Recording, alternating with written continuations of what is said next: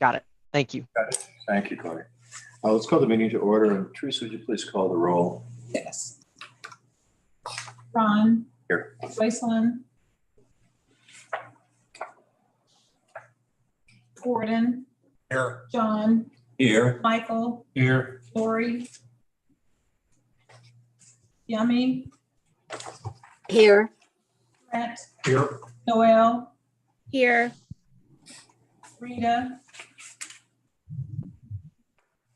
Susan. Michelle. Here. Joycelyn. Here.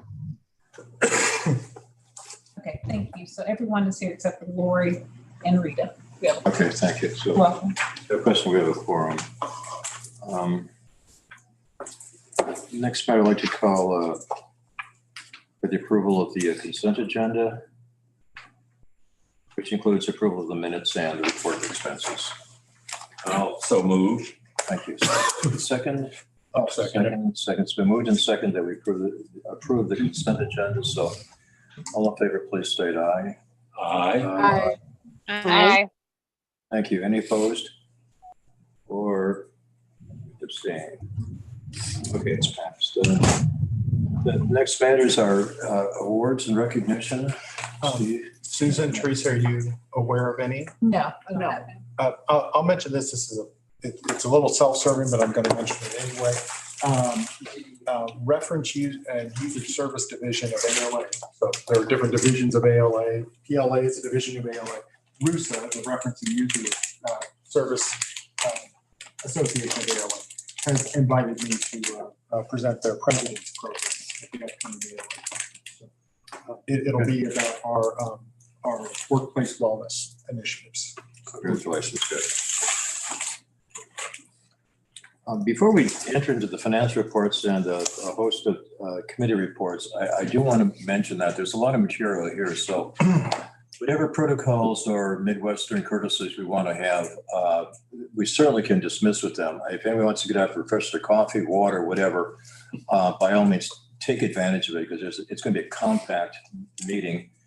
And unfortunately, we're saving the best for last with the presentation of the Story Center. So if Mark will bear with us for that long. So on the finance reports. Okay, thank you. Page 1 shows the amount of tax revenue we have received by the end of March. The tax revenue received is close to $61 million, which is about 3.7% higher than last year. That's 98% of the budgeted tax revenue. Also, I'd like to mention about the new service we provided to the public, the passport service. Last month, we received a total amount of $14,000. That's over 350 applications. Page 2 shows the operating expenditures for each category.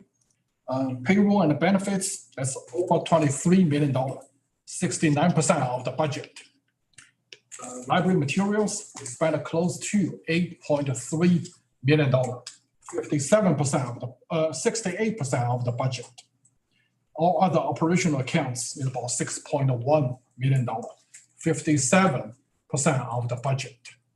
At this point, I estimated the year-end surplus could be about $1.5 million. Next page shows the balance for the debt service fund. Right now, we have close to $3.5 million left in the construction fund. We will get all of them dispersed to library by the end of the fiscal year. The balance for debt service is about $58.7 million. Next page is the capital project fund. The report lists all the projects for the fiscal year. At the top, that's the Winnie's Historical Home, the new Story Center. We spent $95,841, but I believe that project has been finished. We may have just a little bit left, but the total project we finished at a $2.7 million, about $300,000 below the total project budget. And the next one is Winnie's collaboration room. There's no number there, but I believe that project also being finished. And I think Jake is getting a breakdown from Jay Dunn's. Once I have the number, I will record them there. That's for Winnie's collaboration room and also for Blue Ridge elevator. That's right in the middle of the report. Both of them have been finished. The third one is the Reading Rocket. We only spent about $9,350 so far this year, and that project has been delayed, and we may need to budget again for the remaining balance for next year. The next one is the self-checkout and the data storage. We have finished the data storage part, which is close to $300,000, and the remaining part will be budgeted again in the future. I already mentioned about Blue Ridge elevator, which has been finished. The last portion of the report is the total amount spent on the capital improvement plan. So far this year, we spent about $16.6 million. Next page is a list of grants and gifts. We have received a total amount of grant funding, about $196,000 this year. And we spent about $178,000. The next page is the health insurance fund. The total amount of contribution from employer and employees is about close to $2.8 million. The fixed costs is about $805,000, and the medical claims is about $1.8 million. Both fixed costs and the claimed expenses together is about 65% of the budget. And we have close to $1.9 million cash on hand and a $1.6 billion fund reserve. The last page is a summary of the quarterly investment. For operating investment, we have close to $40 million, and the capital investment account is about $27 million. With the rising interest rate, the market value has dropped below the par value, but we will get a par value. And the detailed investment reports has been posted to the board doc. That's my report for the month. Thank you, Con. We now go to the old business or unfinished business or the committee reports or the building committee, please. This is Brett Schondemeyer. I will take this if that's okay. So I'm driving out here, and I don't know why the question came to me, what was the gestation period of an elephant? And I think I found out it's like 2 years. And then I thought about Riverside, and I thought, well, it's a big elephant. And so the reason why I say that is that there's been a thoughtful, long consideration of this project, and several earlier versions of it were rejected, and 3 if not 4. And so the purpose of tonight is not to relive that sort of history, but the purpose of this tonight is to finally consummate this project if there's support from the board. And this is a 2-step process. We have a purchase agreement, and then there's lease agreement. There's no point in considering the lease agreement if we don't, approve the purchase agreement. I'm going to ask staff to give a quick summary of the transaction. I know a couple of questions came in from board members over the weekend, and we want to respond to those. But I don't know who wants to do it, or if you trust me to do it. I trust you to start off. The concept here, and it's reflected in the agreement, is that the city of Riverside is interested in the corner that we currently have where our library is, because they see the economic development potential of that corner. And then in consideration of purchasing that corner. They're prepared to sell us or provide us a piece of property that's near a park. And I think the plat was sent out and you could sort of see what it is that it looks like. It's a combination of consideration and cash.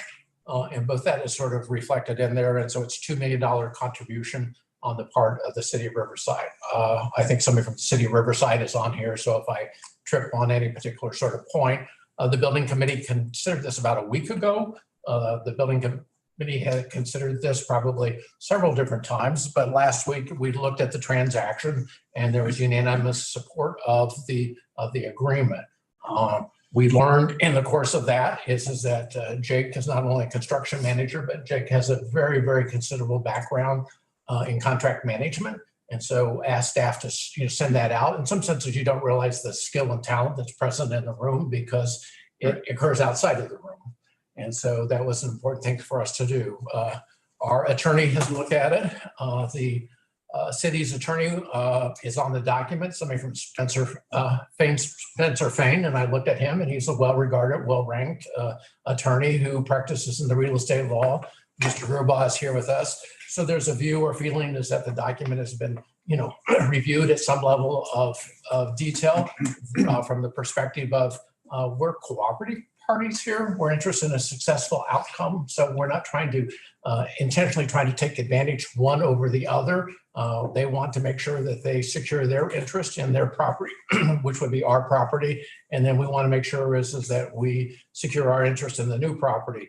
The president of the board raised an important consideration because this used to be a filling station. I think there's been I don't know how many quick trips there have been in the city of Riverside, but it seems to be kind of an ever moving, ever, floating around. And so this used to be I think it was a quick trip location. And because that there are underground gas tanks and because of the consideration of environmental liability that might be attended to that is that we secured from the city the appropriate paperwork from the Missouri Department of Natural Resources. So I want to represent to you is that the due diligence has really been done in terms of the transaction. Here we go. In terms of the transaction, there is the support for undertaking this as we've reflected, or as I have reflected on this. No other city has made this level of contribution to a library project that we have sort of undertaken. So the hope is that the board will support this tonight and it comes to the board by way of recommendation. So I don't believe that it requires a second. I think Gordon had a question and I want to make sure that he has a chance to raise this. And somebody else had a question about the natural gas easement. And while we've addressed that before, I hope that it could be addressed again. So because if you haven't thought about it or if it occurs to you now, it's important to sort of that we address that. So you want to address the natural gas easement, Steve? Yeah, let me start with that one. And so the motion that came from the committee is before you on the screen. Approval of recommendation to the building committee full board to execute a purchase and sale agreement of MCPL Riverside Branch with the city of Riverside. And if we go to the next slide, I believe that this is a satellite image.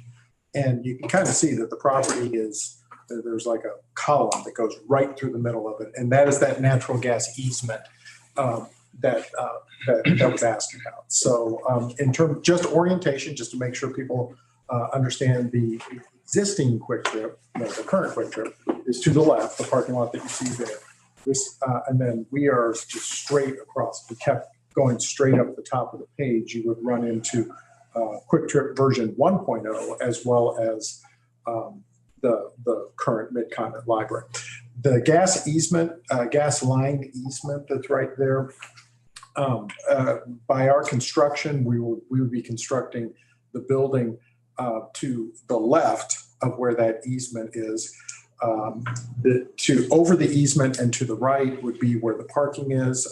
You can situate parking over a permanent easement like this.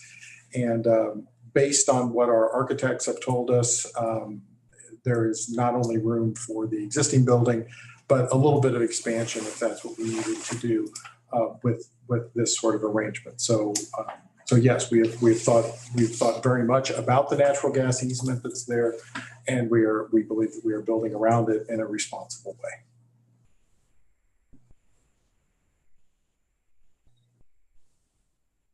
Any other questions, comments, additions? Yes, I guess that you mentioned I had questions. I do have a question on the main question, absent a couple, a typo, was whether we've had a real estate attorney who represents us. And I don't know, Phil, if you're saying Phil has reviewed this? Yes. I reviewed it. That is not where I specialize, my practice. Okay. So in reference to that, and I'm not either. So my question is, Spencer Fain represents the city. So they cannot represent the library. So is there a reason we didn't engage a real estate attorney to look at this on our behalf? We typically haven't. I mean, typically we take a look at the contracts, we share them with the board's attorney if he has objection to them, but in the 20 some odd years that I've been involved, that has been the process. I am not a specialized real estate attorney. However, I have been doing the library's real estate for an awfully long time. If there were something involved here that would have caused me to question something, I would have recommended that it be run by a real estate attorney. This is an unusual transaction because of the property exchange in Boot and the Boots tied to you constructing a new library. But it is not a very complicated one. And I don't know that there is any reason for the board to have incurred the expense of a real estate attorney for this particular case.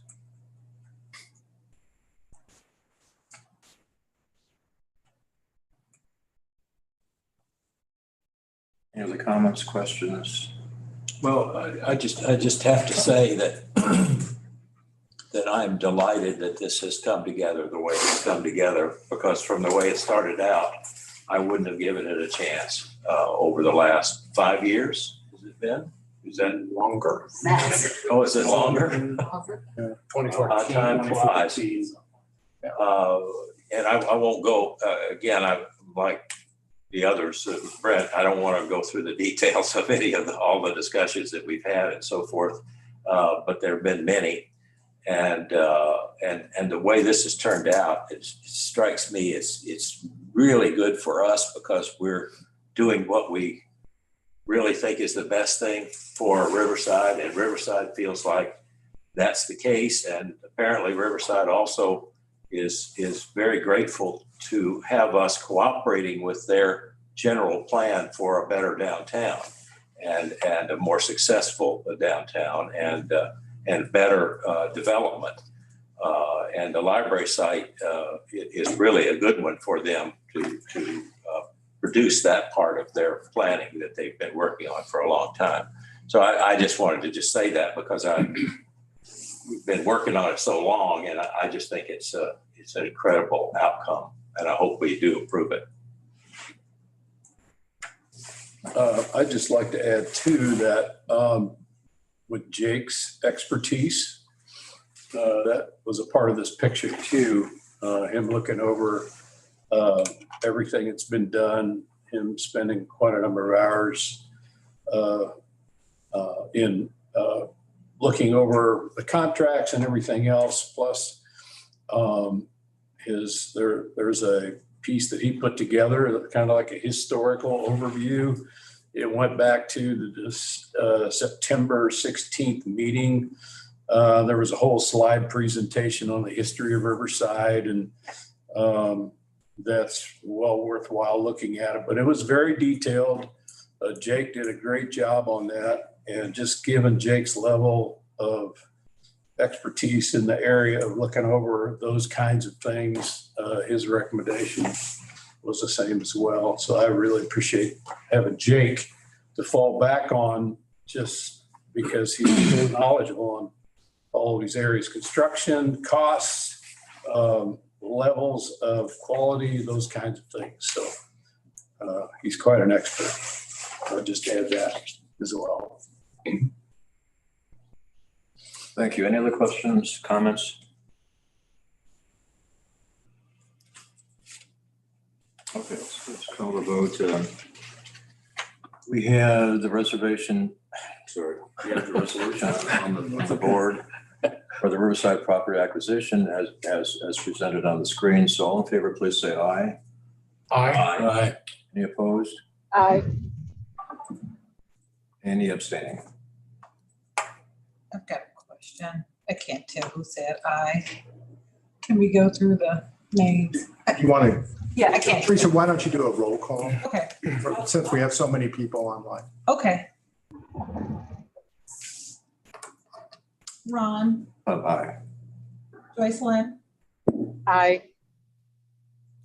Gordon, Aye. John, Aye. Michael, Aye. Lori, Dummy, Aye. Brent, Aye. Noel, Aye. Rita. Aye. Susan. Michelle. Aye. They're all ayes. Maybe we, good. Thank you all. Okay, still within the building committee, we have the Riverside lease agreement for Michael or Brent. Let me try it. Is that this no point having a lease agreement if you don't have a purchase agreement. So the lease agreement basically covers the considerations involved in us being able to occupy the space that we are until we're able to create to build a new library.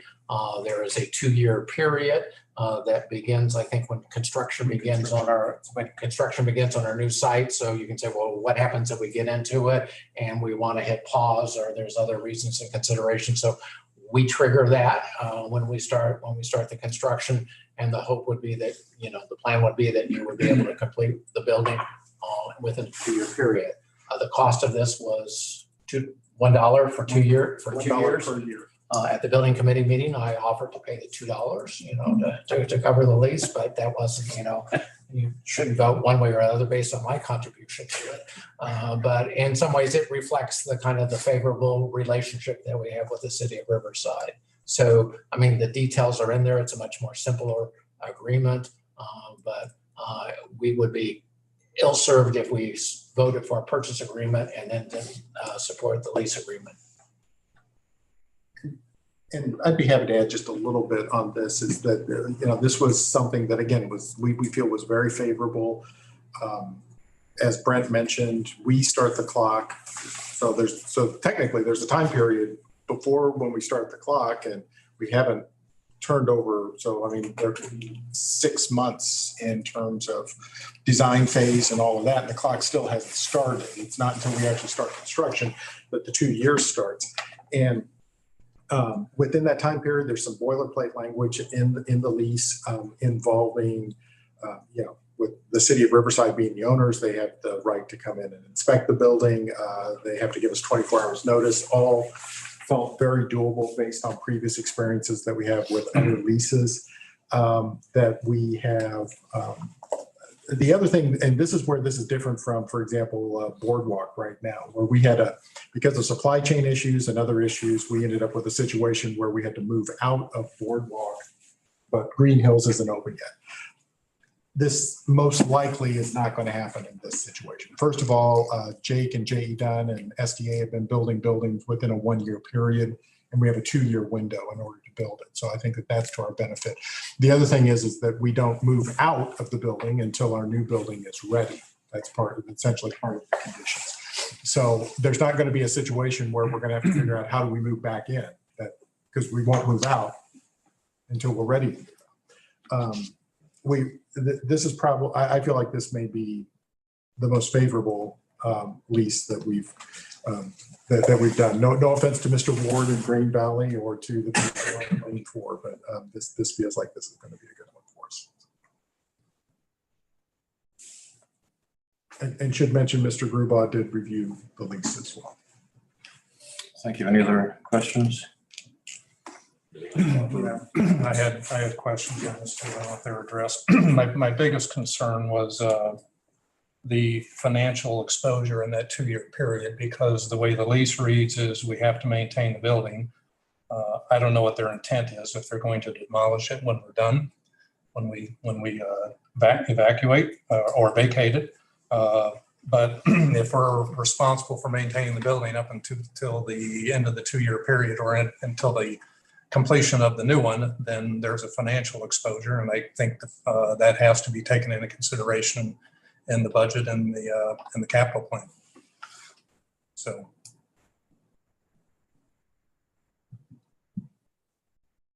There was also another clause in there that I thought was rather different. And it says there are additional regulations and policies governing the use of the present premises. That was not in the lease that I saw.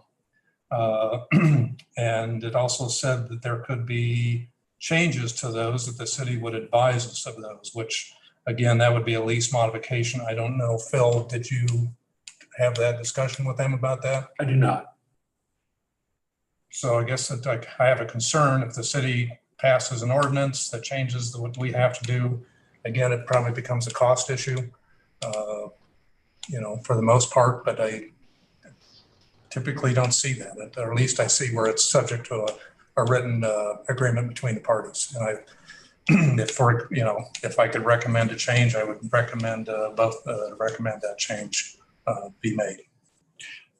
I'm getting a note from Jake saying that he has made that recommendation to the city and that they are in agreement to make that change. Okay, all right. And Mike, you're on in fact, I see Mike. Did you want to add anything? He's on mute.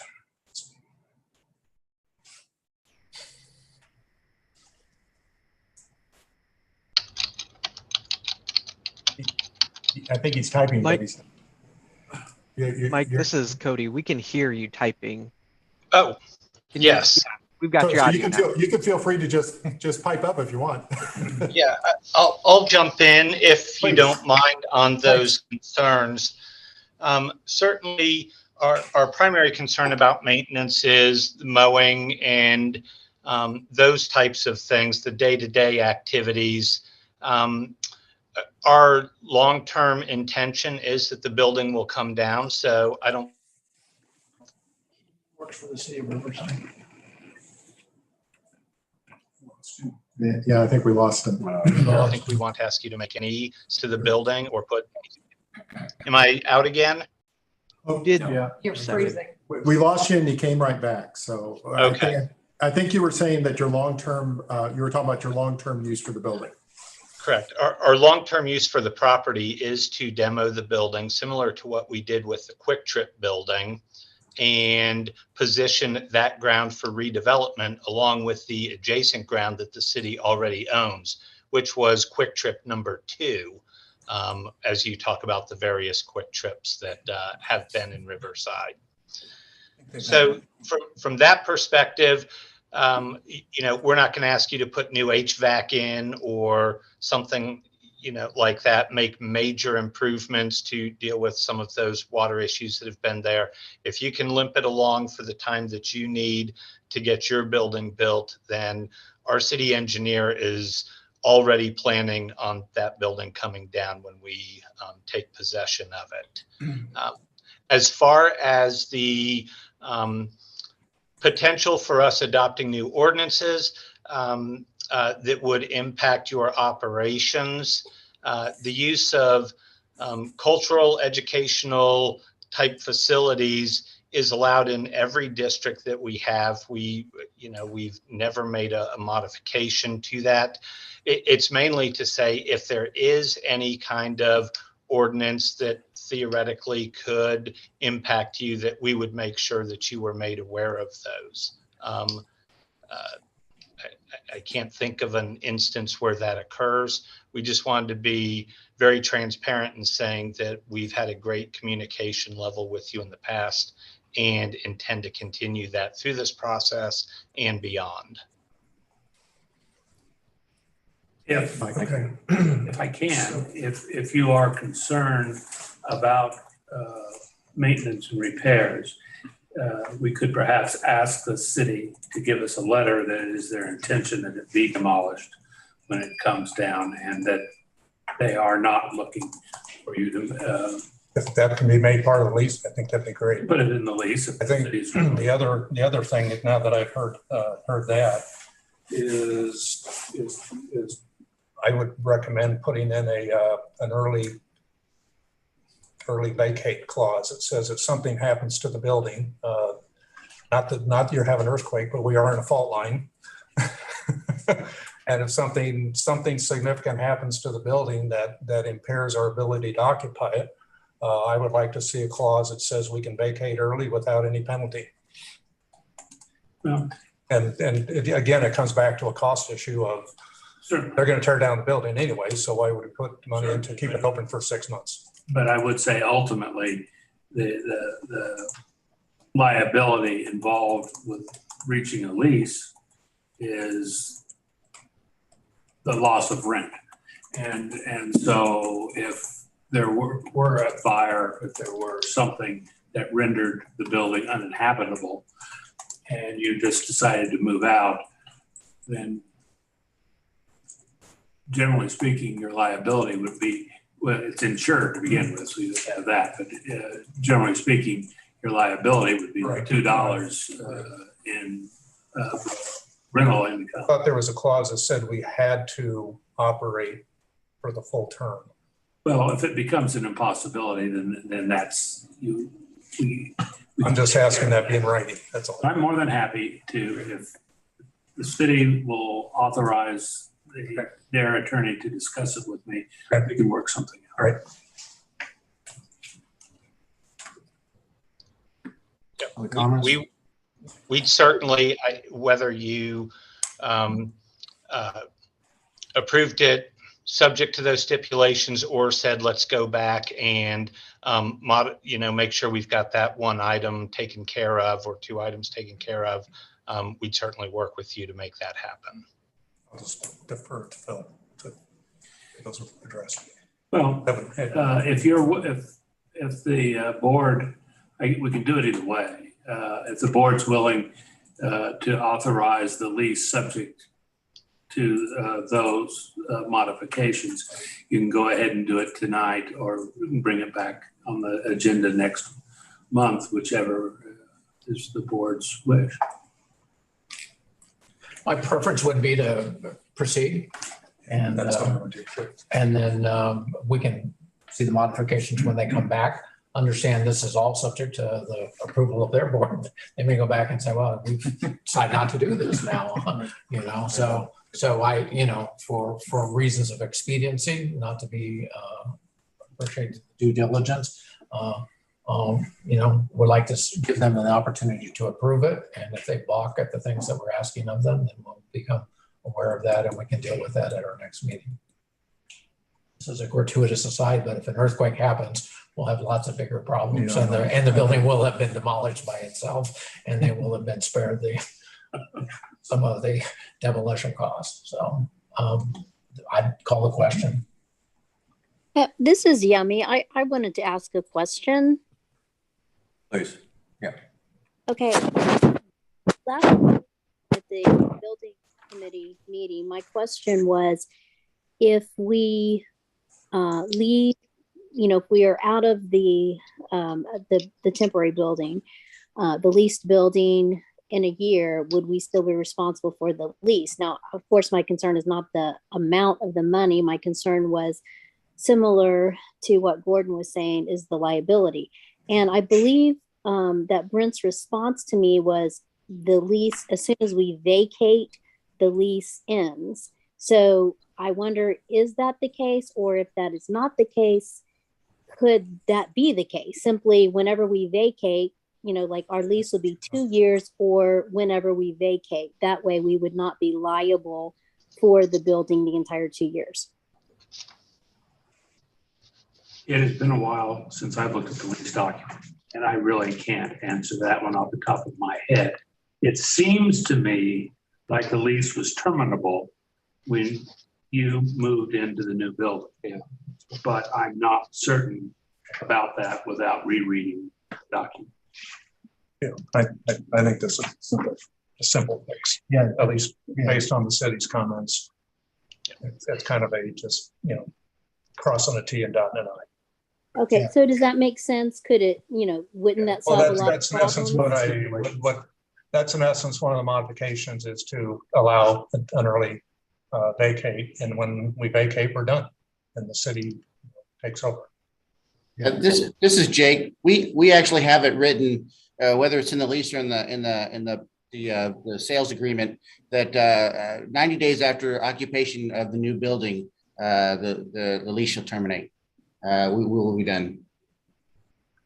That's what I'm remembering. I just didn't remember if it was in the lease document or it's in discussion. It's in the Well, when I talk to council about modifications. And again, my concern is we don't have any financial exposure. I mean, the rent is a non-issue, so. Right. I'm still offering my $2. Okay, any other questions, comments, additions? Okay, legal question or a Robert's Rules of Order question. Since we are including a provision for an addition to this contract, do we have to remove this motion or amend it or help? You can, whatever's the easiest. the easiest way is to have a friendly motion to amend that the approval of the lease would be subject to the revisions discussed. I'll make that motion. Second? I'll second. All in favor, say aye, please. I. Aye. Aye. Opposed? And abstaining. Okay, it's passed. So we have a resolution to approve the Riverside lease agreement as is on the board, with the understanding that there will be an amendment or an addition to the lease as addressed by the questions during this meeting. So all in favor, please say aye. Aye. Aye. Any opposed? Aye. Aye. I'm sorry, any opposed? Aye. Abstaining. All right, it's passed. Can we call the vote? I can't hear. Okay, sure. Yeah, sorry. I can't tell if someone said yes or no. Okay, I'll go through here. Let's see, Ron, Yes. Joycelyn, Yes. Gordon, Yes. Don, Yes. Michael, Yes. Lori. Yes. Thank you. Can you hear me? Yes, I can hear you. Thank you, Lori. Okay. Yummy. Aye or yes. Thank you, Yummy. Brent. Yes. Noel. Did you say Noel? Yes, ma'am. Yes. Thank you. Rita. Yes. Michelle. Yes. Thank you. Yeah, there's probably a delay or something. Thank you all. Loud and clear. Before we go any further, I'd just like maybe take about the promised number in 45 seconds. The way I see this, there's an analogy in probably every family household. If you have a car, you keep putting money into for parts, and next month more parts, next month more parts. Eventually, you realize that you're just putting money in finance to some close a sunk cost. I mean, you're not going to get it put the way it should be back by putting more money in it. So I think that's what got here with Riverside. We have a very impolite, the junker car. Now the question comes up, two questions. These are the big ones that, we got the first step of a marathon. Now we got to run the marathon. And two things. What are we going to get a replacement, an Escalade or an Escape? And both wonderful cars, but different functions, different needs. And I think the needs of that are going to be addressed by the area and function that Katina addressed. What's the penetration of a branch in that Riverside area with the dynamics of the population and again, I think the work is going to be starting now. What do we need and how much can we afford? So, strange analogy, I know, but the first step of a lot of work, because that area is absolutely evolving. So now the fun starts. What do we need and what can we afford? So, okay, still on the unfinished business and the building committee, the capital plan. Mr. President, unless there's some fervent desire, I think we could probably skip some of these things because these are visual reports and they're in the building docs and you can see them. And I know that there's other significant issues on the agenda. It's your committee. And so in consideration of other committees, we just happen to be first. And so we want to provide time for others. Good job. So that's your. That's it for us, unless somebody has a burning question they want to ask. Thank you. Let's go to the Finance and Audit Committee, Gordon. Okay. Using charge of slides. Just the Finance Committee met on April 7th. We had a rather long session, a couple hours. The bulk of the session was to review some historical data that we'll talk about tonight, sort of briefly. There was an Excel worksheet put together for the purpose of comparing budgets with actual results over the last several years. The board received that via email on Monday. And again, the purpose of that exercise was really to get an understanding, partially for me to get an understanding of the budget, but also to enlighten the board and inform the board on how the budget and the actual numbers compare over time. We discussed during the meeting some of the issues on major expenditures, the debt payments, capital costs, an issue I've raised at the previous meetings, and we'll talk about here is how we fund capital asset reserves, or the capital fund as it's known. There was discussion about any new items of interest and consideration that we wanted staff to look into. There were 4 items specifically brought up. One was an internship program targeting high school and college students. That was brought up by John, really to bring people into the library and look at it from the standpoint of the career and to see, give them exposure to the library operations. The second item that John brought up was a teacher's advisory group. You can correct me, John, if I'm labeling these incorrectly. To engage in discussion about how the library can better support the education initiatives.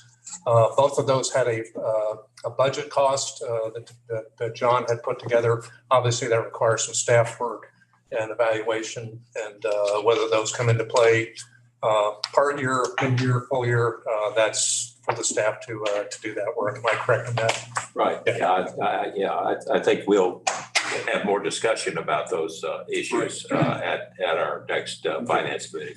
The third item that was brought up was what I guess I'll call a fine-free library. Am I correct? I don't know how much of the current budget or I guess previous budgets is fines versus fees.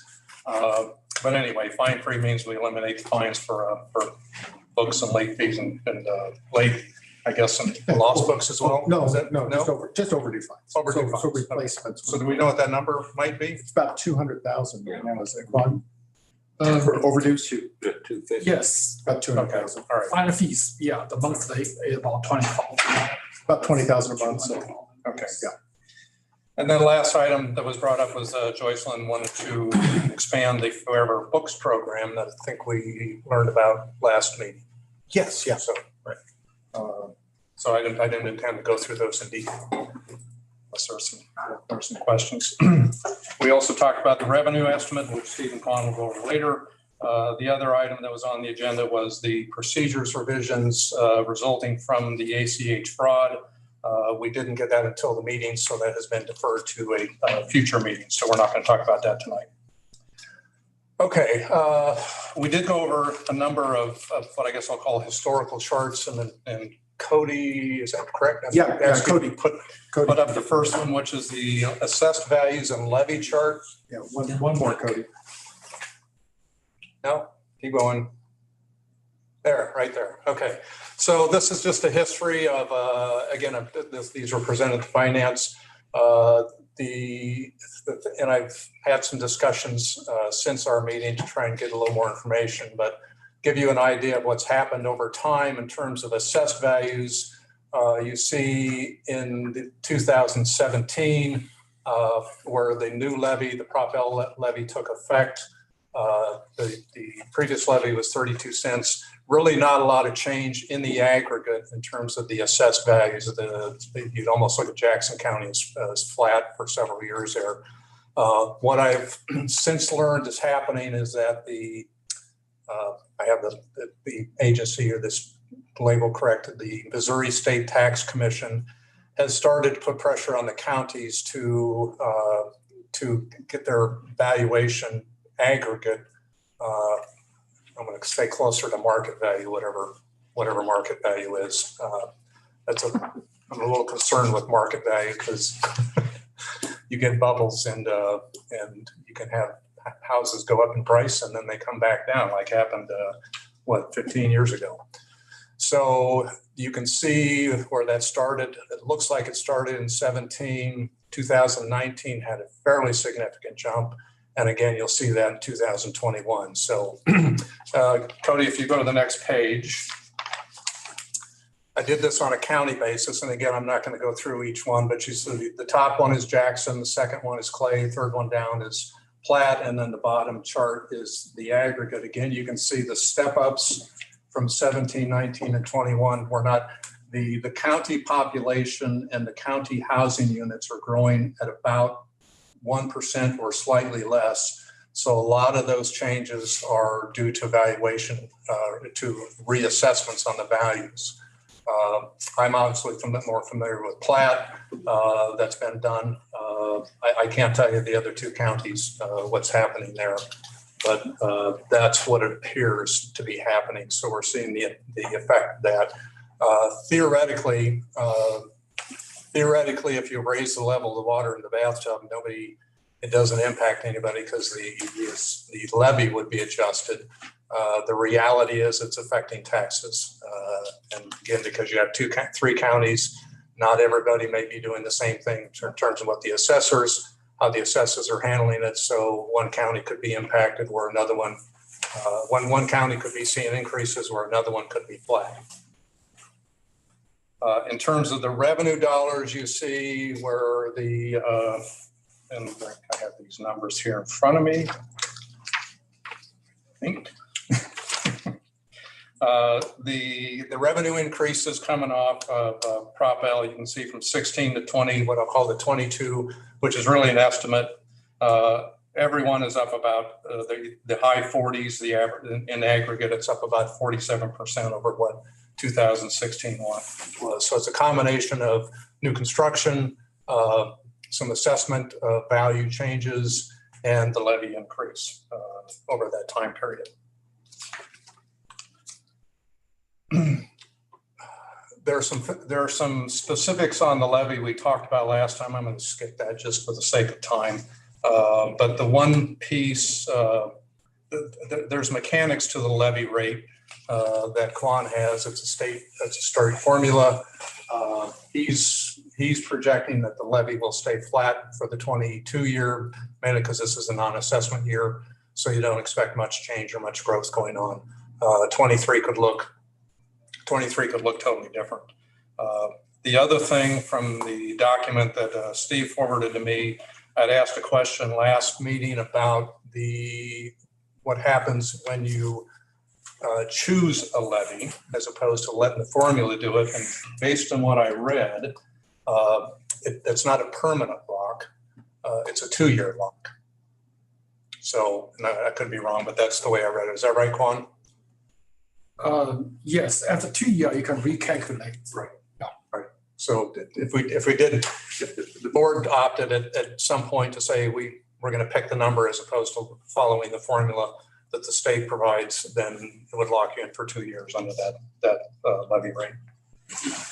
Okay, now we can go back to, there you go. Thank you. All right, this is just the print page of the Excel file that I put together. You all have this at your leisure when you want to look at the numbers. I'll give you the quick rundown on there. There are two tabs on the worksheet. One has the data. The other tab is this presentation here. The two boxes at the top you see that are orange and blue, those are drop-down menus. One for the chart on the left, one for the chart on the right. The values in that table on the upper left change based on what you select. The percentages also change based on what you select. The two charts at the bottom showing the population and the housing units, those are static.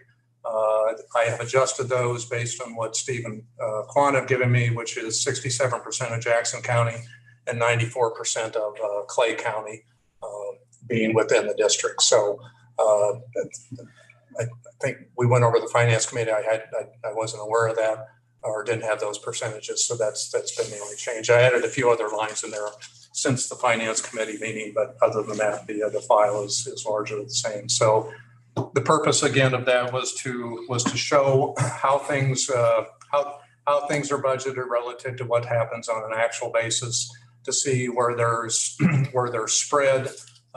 It's, you know, there's more than one way to skin the cat in doing the budget. And we'll talk about that here in a second.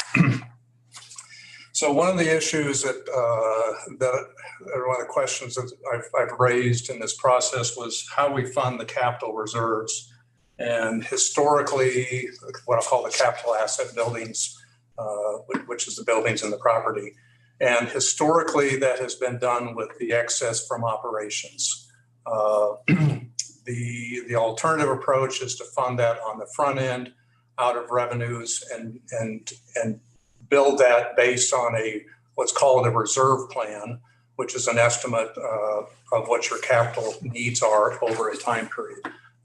Ideally, you would take this out on every piece of property you have, every major component, and spread it over the life of those assets, which I'm going to guess on a building is probably 30 years.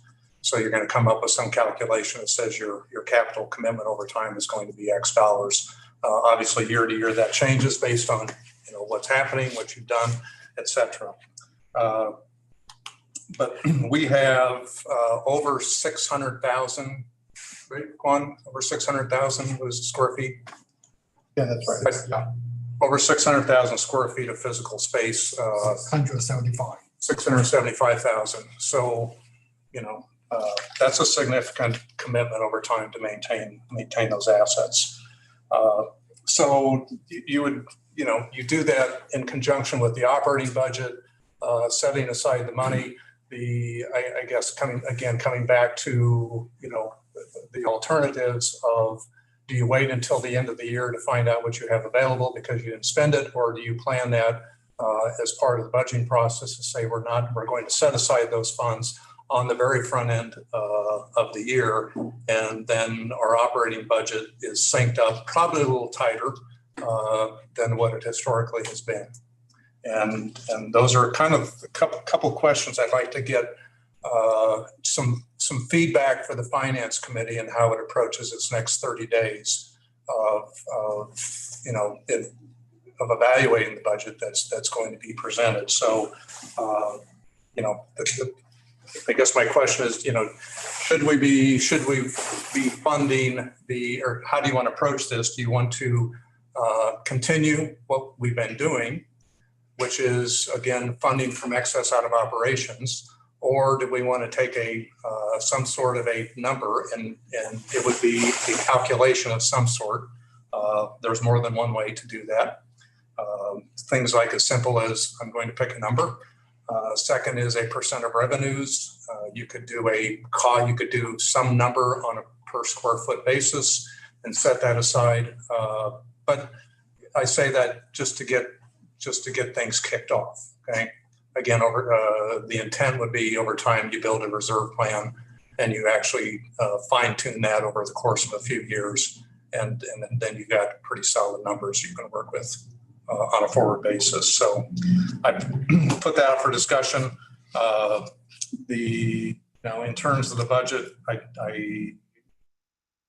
I think there are going to be some issues to deal with. One of those is inflation. I've seen inflation impact a number of things in terms of the people I work with. If you look at the markets are really taking into account inflation. I don't know what that's going to do to us, but it's probably going to be an issue over the next 12 months. So that is a fast way through this. So I'd like, John, you've been on the finance committee for a long time. I appreciate your thoughts. Yeah, well, Gordon and I had a chance to talk about this a little bit before the meeting, and I guess I feel pretty good about the way we've been doing it, which is the way of budgeting and trying to get the budget as close as we can to what our actual needs are going to be.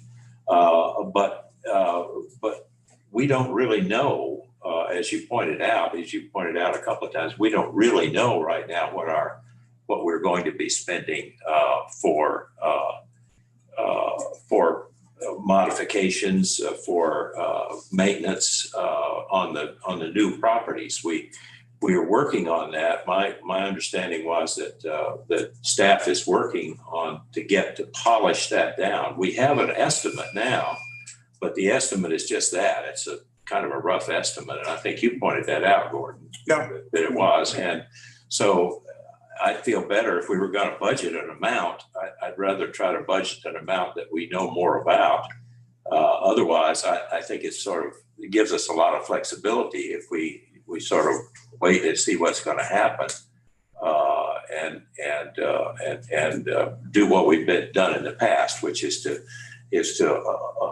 let that amount that we leave some slack in the budget, which is always a good thing to do, particularly when you're expecting inflation, expecting other things that you don't really know what are going to happen.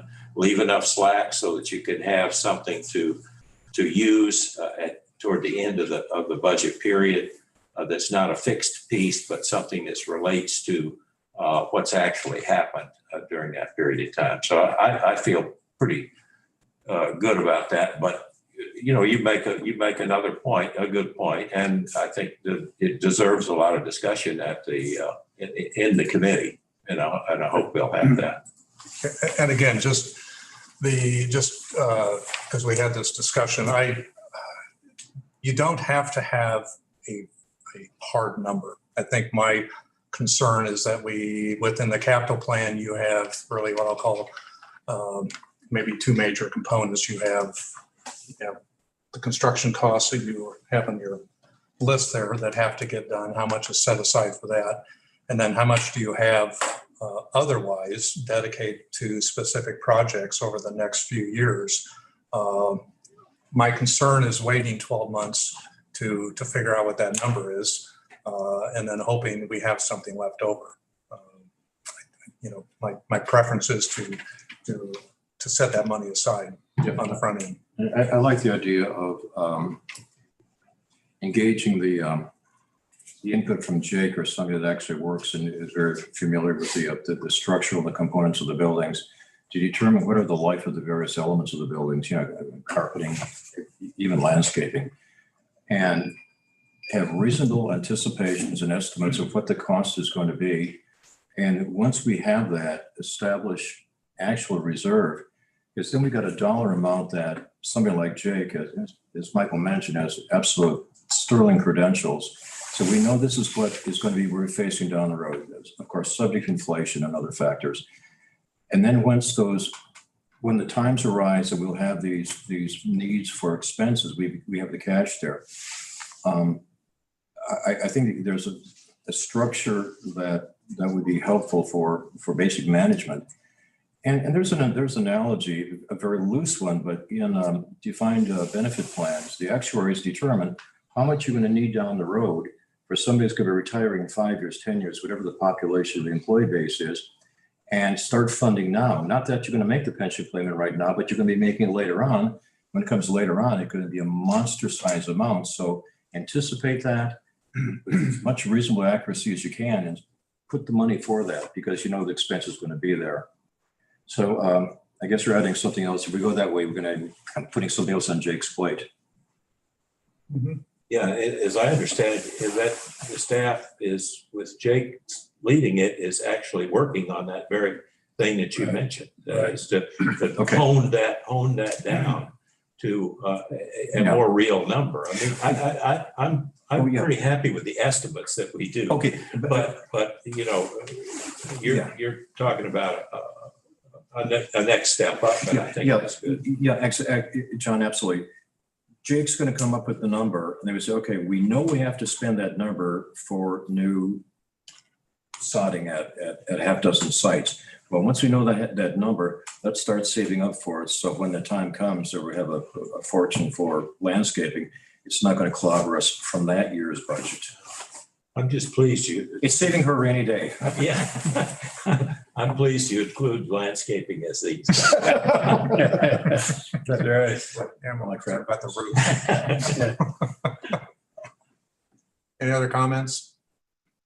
We've heard this several times, and I think the building committee, when it gets together next, and we work on our portion of the budget, can come back and take a look at it and you know, offer either perspectives on what we think the amount might be. And then there's two questions: what are the dollar amounts over time? And then the question is, what's the funding strategy? Right. Because I think these are the two that you've challenged us to do, and I'm up to a challenge. Yeah, and we know generally that we're going to have to spend some money on maintaining. Right. Even though we've got a lot of new facilities, and we have a general idea of what that's going to cost. And so the way we've been doing it is that we know that there's going to end up being slack in the budget. And every year that I've been involved, that's turned out to be enough to fund the capital improvement thing. That doesn't mean it's going to happen every year. And I think the more refined we can get our numbers, the better. So I think it's worth, discussing that part of it. And that's sort of the issue on refining the budget is to, in my view, if you have an operating surplus, there's nothing wrong with that. Okay. Yeah. I'm when you start putting cushion into multiple line items, it gets hard to find out where, you don't see that until you sit down and do a chart like that and say, okay, where are we putting it? Let's pull that out and let's acknowledge that there's a surplus there and let's just set it aside. And that's really all I'm saying. I'm not, I think that the closer you budget, the easier it is to manage. And then you're not sitting there saying, well, what didn't I do that I planned on, or what the staff planned on that didn't get done? Yeah. So, and especially get into fixed expenses, those things are fairly easy to target. So,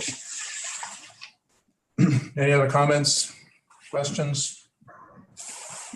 Okay. The last chart I had is Jake, is the projection chart. Keep going. Maybe the other direction. I don't know. Oh, right there. Okay. So this is a fairly simple chart. I had, from my term on the board the first time, I had the 2017 projection. There are two vertical bars there. One is the blue, which is the 2017. The sort of yellowish brown is the current 2022. Those are both done in the Q1. The 2017 was obviously after the Prop L was completed. And then you'll see the other lines I put in there are the population, which is the pink lines. Those are actual numbers, again, for the first few years, and then projected using just the average that has been over the past 10 years. I think I noted at the Finance Committee meeting, I've worked with some stuff at Platte County. Platte County has grown 1% a year for the last 30 years. It's pretty consistent. And then the green line at the bottom is the housing units. Both of those tend to track each other. The data I used came off Mark.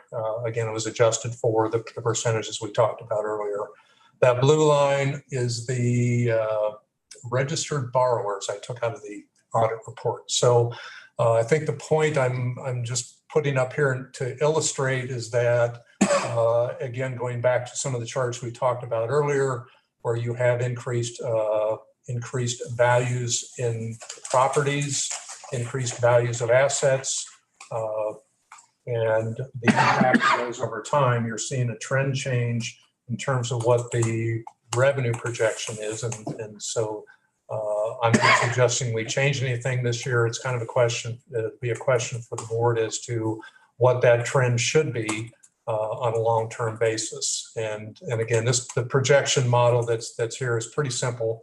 It's just looking at some the large buckets and applying percentages to those over the course of a 20-year period. So it's fairly basic math, but that's what it's showing. And so again, I put this up here for the board to just be aware of in terms of the revenue. Again, going back to the issues of the housing and prices, and at some points that's going to decline. So that's the purpose of that. Any questions on that? So at some point you said it's going to decline. What are you referring to when you said that? Well, if you go back to 2000, if you look at go back, and I just saw something late this afternoon in terms of average housing prices. If you go back to the early part of this century, you were seeing housing prices move away from the mean. And so, the prices went up in 5, 6, and 7, and then they reverted back to the mean in terms of cost. And what would the mean be? On a trend basis, What is the mean? What do you mean at the dollar amount? I get you're using. Well, I just need to know what you mean by that. It's the average over time of a trend line cost of a house. Yes. Okay. So if you go back, if you said if the average house price in 2000 was 150,000, and you looked at what that same house was happening over the next 5, 7, 8 years, that $150,000 house was being sold at 250 maybe, because people thought real estate never went down. And so after 2008, then you had the implosion, those real estate values reverted back to the mean and the trend line. And so you run the risk again of the same thing where you've had extremely and artificially low interest rates that the buyers were looking at a payment as opposed to the value of the house. So rates 2 years ago or a year and a half ago were down in the mid 2s, Mm-hmm. and now they're close to 5. Mm-hmm. That changes the price. So this is Brent Schalmer. I did not raise this at the finance committee, but this is our housing units. What about apartments? These are people who live in apartments. A significant number, some of our communities where half, if not more, than the people live in apartments. So I'm looking at analysis, and I don't know that it takes into account the full tax base and how that might change any of this analysis. I don't know how they calculate housing units. I'm assuming that's an apartment is a housing unit. Well, I'm not prepared to assume that. Well, from what the article I read this afternoon, which talked about that is at least the calculations in it. And again, I would have to go back to Mark and ask the question. And Steve, That's a great question, because in the overall, when you drive around Platte County, you live in Parkville, there's that whole off of 435 explosion of apartment buildings. Mm-hmm. Up around Platte City, same thing. So those things are, they're exploding everywhere across the city, thousands of them.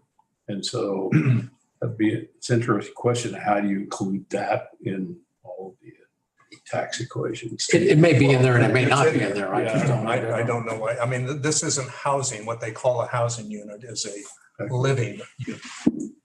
So I think it would include apartments, condos, however that's done. Okay. One building is not a housing unit in the same fashion as a house. I wasn't looking at that. I'm just saying the explosion of everything. No, I agree. So, okay. Any questions? Okay. Steve, Quan, revenues? Yeah, we can talk about revenues, or the revenue projection. So Cody, if you go back to the first slide, that one, that is the slide that Quan and I put together involving our revenue projections. And I want to get that in front of me. Here we go. So what you're seeing here, and certainly you can see some of these impacts that Gordon was talking about in terms of the levy rate, assessed valuation, and all of that. And you can really see that if you go all the way to the very bottom, look at total taxes. You look at our estimate for 21-22 is about $62.2 million. Our estimate for the coming budget year is $62.6 million. So only about a $400,000 increase in overall revenue, which is making things really, really challenging because this particular year, we're going to be recommissioning many buildings. We are dealing with inflation of all sorts. And so it's going to be particularly challenging for us. But if we back up to the top of this, it really does kind of walk you through how we go about doing this. Basically, what ends up happening is Quan starts getting the assessed valuations from the counties and projected assessed valuations and starts looking at what that amount is going to be relative to our tax levy or our projected tax levy amount. Right now, because of several factors, we are not expecting our tax levy to, we're expecting it to hold. We're expecting it to stay about where it is right now for the coming year. When you look at the property tax, again, assessment and assessed valuation, inflationary circuit breakers and all of that, we're looking at about $18.7 million for Clay County, $32.7 million for Jackson County, and $11 million for Platte County. So relatively flat, pretty flat for most of our counties. We then take out the what's called the property tax transfer. That's our certificate of participation bond payment. And so we take that off, and then and that gives us a property tax amount of $56 million, roughly. That's only a 0.7% increase over last year. Then we look at other potential revenue sources, which you can all see those right there, add those all together, and that's where we come up with $57.4 million in our total revenues for expenditures. And then, of course, when you take out the payment, that's the difference between the 57 that you're seeing there and the 62.6. If you look at the three bar charts, which the 3-year trend, you can see 2021 is just above 60 million, a little bit above 60 million for our estimate for 21-22, and then our budgeted amount is pretty close to the same for the following year. So these are the numbers that we've been working on in terms of our benchmarks for draft budgeting and what we've been working towards. Juan, what would you like to add? Because I'm sure I've missed some detail. Oh, no, you didn't miss anything. I can just add some additional information. Please. Expanding the tax revenue. We all saying the next year the levy will stay the same, but there could be 3 variables affecting the tax revenue. One is new construction, which we will get the new construction as a new revenue to the library. And the second one is personal property tax. Usually personal property tax, we may see a tiny increase. The third one is delinquent tax. I think it will be smaller than current year's delinquent tax. So add all up, we're projecting a 0.7% increase. Yeah, that's my additional information. Thank you, Quan. So this is what staff's been working toward, and certainly be happy to answer any questions about the projections and impact that would have on staff's draft budget. John, just one question about that.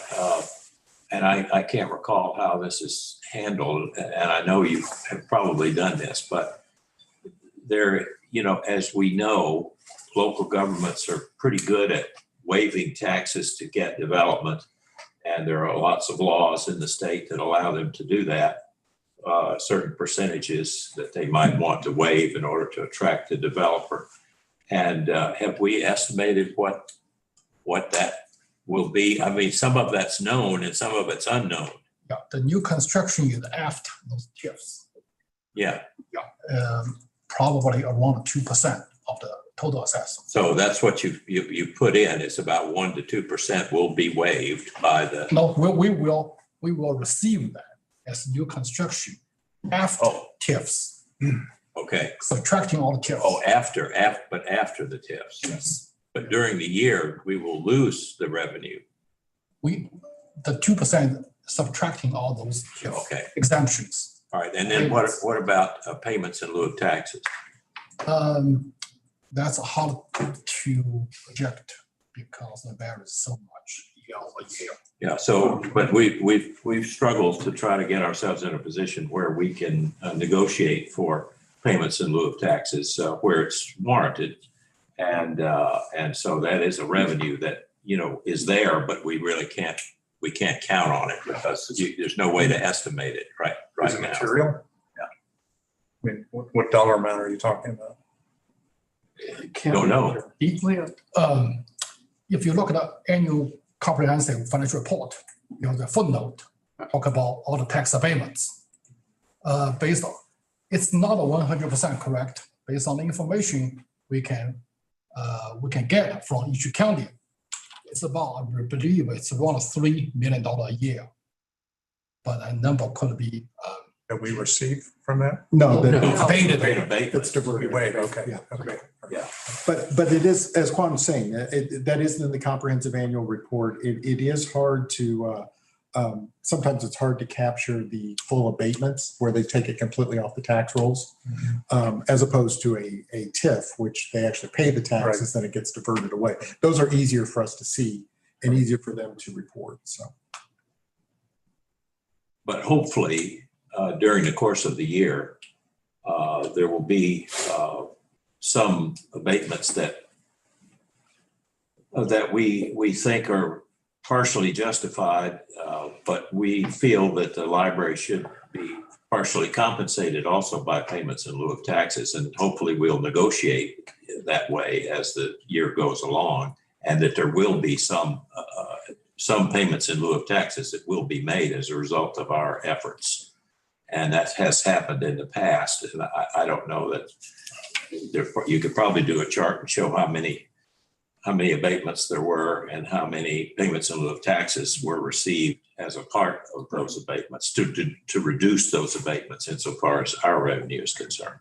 A lot of times the schools are the ones that really go after that. And we try to work with the schools, to gain as much as we think is necessary and fair to allow the abatements to go forward, but yet to compensate us for the loss of revenue.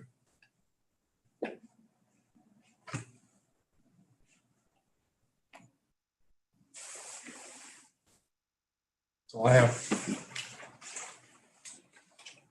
Okay. Yes. Okay. Thank you, Gordon. Personnel Committee, Joycelyn? This abatement is actually has to be required. Yes, this is Joycelyn. I'm also on the road. But the Personnel Committee met and went over the preliminary budget for the personnel aspects of the entire budget. And as is tradition, the personnel portion of the budget usually hovers around 60% of the budget. Those are our historical numbers and our practical numbers. And so handling that first helps staff to be able to focus on the remaining 40% of that. Given that the committee unanimously voted to bring forth the personnel items on the budget after a lengthy, in-depth, very well presented personnel budget discussion, lots of discussion around that. Since I am on the road, and since really we felt pretty confident about the budget, I feel perfectly confident in handing it over to staff at this point to go over that. Thank you, Joycelyn. And she did tell me that rather than reporting from the bus, that she was going to ask me and Jennifer to tag team on this. I do want to let you know that Jennifer, our HR director, did a fabulous job. And I think all of you who were here at the HR meeting and listening to the personnel budget can attest to that. We took it upon one of the recommendations that our president has given us, which is for staff to do a little bit more deeper dive of history and why we do what we do and how we come up with some of the numbers that we do, particularly because we have so many newer members of the board. So we're not going to do that tonight. The feeling was we did that in the personnel committee meeting, and certainly we're happy to go into any of that level of detail that anybody would like to hear. But what I would like to do is just sort of give you some of the highlights of the preliminary personnel budget. The motion that did come out of the committee was approval of the recommendation of the personnel committee to the full board for adoption of the personnel components of the proposed budget for 22-23. And that did come in the form of a motion from the committee and was unanimously passed by the committee. And again, this is just an initial step. It just kind of helps the staff understand direction so that we can work on other parts of the budget. So there's time to change each and every line that we're going to talk about tonight, if that is the pleasure of the board. So if we go to the next slide is the detailed budget. This is also in board docs. Just to go through this, and I am going to try to go through this pretty quickly. What we do is we actually start this proposal. We look at a number of active benefits eligible employees, how many we have on the payroll on a given day. And then we will reduce that amount by essentially our turnover ratio, so that we kind of realize that there's going to be a good number of time where we will not be fully employed. We'll be saving that money, and what impact does that have? So we discount by that amount. Then what we also do is we count up the number of authorized positions that are currently open, authorized with no incumbent. As I've been telling you for the last several months, it's been really challenging in terms of having people stay, having people not resign, and building that number back up. So this number is one of the highest that I seem to remember it being at 32.5, and constantly working to try to get that filled. And so then when we get all that gets us our total benefits eligible amount, and then any additional proposed FTEs. In this case, staff was recommending 3 additional proposed FTE positions. 2 of those are going to Green Hills, to the new unit of service in Green Hills. And then the other one is for IT, helping us to support all the different IT efforts that we've got. So that would end up bringing our total authorized positions to 21.5. So that gives us our number of benefits eligible employees. Then the next thing the next 2 lines that we've got talk about the performance adjustment, the market adjustment and performance adjustment. So we've allocated 1.9% of a pool to help make market adjustments for any number of different reasons. Inflation, the salary study that we're doing that's going to help us determine where we are in terms of market adjustments. So we have a small pool, 1.9%, to apply there. And then we have another pool for the performance pay, which this is something we talk about from time to time, where we allocate the money, we do the pay for performance, and then we have this pool of money, the what turns out to be $233,000, to pay for performance for individual employees. So the total adjustments end up being $587,000. Total salaries for our benefits eligible staff is $20 million. And so that's one set of staff. And the next set of staff that we have are part-time, are essentially straight hourly employees, the ones that we pay by the hour, no benefits. And so we have some part-time branch staff wages and part-time headquarters wages. The headquarters wages you see has went down considerably in that amount because a lot of that is just tightening that we didn't need nearly as many of the numbers that we needed to make that work. So our total hourly proposal is about $5.5 million. Now that is a 6% increase, and I'm sorry, 4.6% increase, which is considerable. But one of the things that's really driving that is the new Missouri minimum wage, and so we're trying to keep in front of that. And in doing that, we're seeing that increase in that hourly rate. So then when you add up the benefits eligible as well as the straight hourly, that gives us $25.5 million or a 3.8% increase in overall salaries. The next set of lines essentially are the Social Security, unemployment, various insurance. And so when you and most of those are just a matter of calculating percentages based on the hours. And so, once we get to that, we are actually seeing a pretty decent increase there. And it's mostly around the medical insurance funding. And we can talk a little bit about that in a second and how we're planning to manage that a little bit. But we are seeing a 10% increase, and some of that's having to do with our medical insurance. So then we have two more ancillary benefits. They're a long-term disability and life insurance benefit for employees. And then we get down to our employee, our human resource management, employee assistance, and all other final benefits. So within this, we have things like the employee assistance program, which was invaluable and has been invaluable for a number of different years, not just helping with work-life balance, but also mandatory referrals for folks, all kinds of different benefits. It's been a very, very good benefit for employees. We also have on here our background checks, which is increasing because we're doing more hiring, also doing more in-person programming where we do background checks on many of our program presenters. And so that number, we're seeing an increase there. Our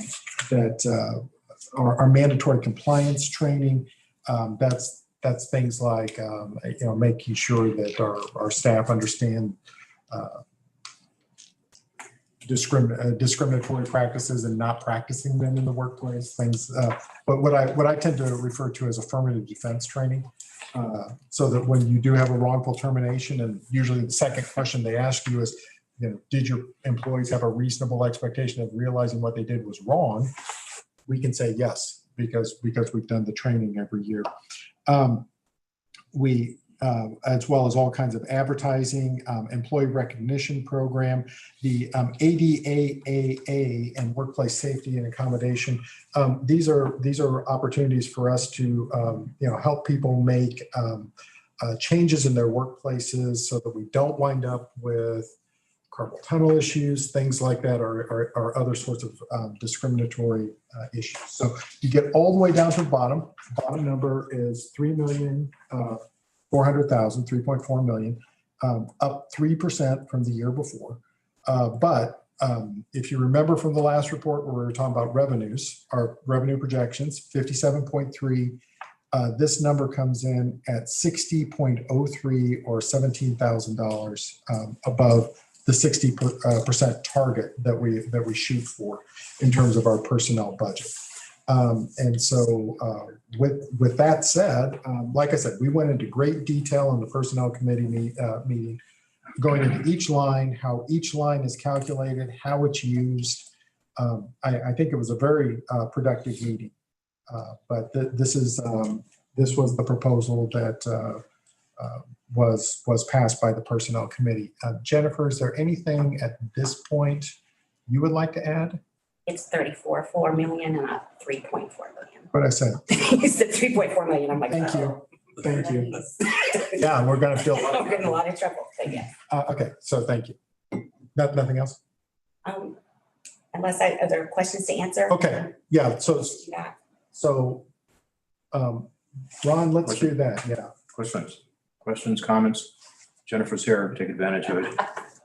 Yeah, I'll ask a couple. One is obvious, but what is our average FTE during, if you did those month to month, is it fairly flat? Like this count, like the active count?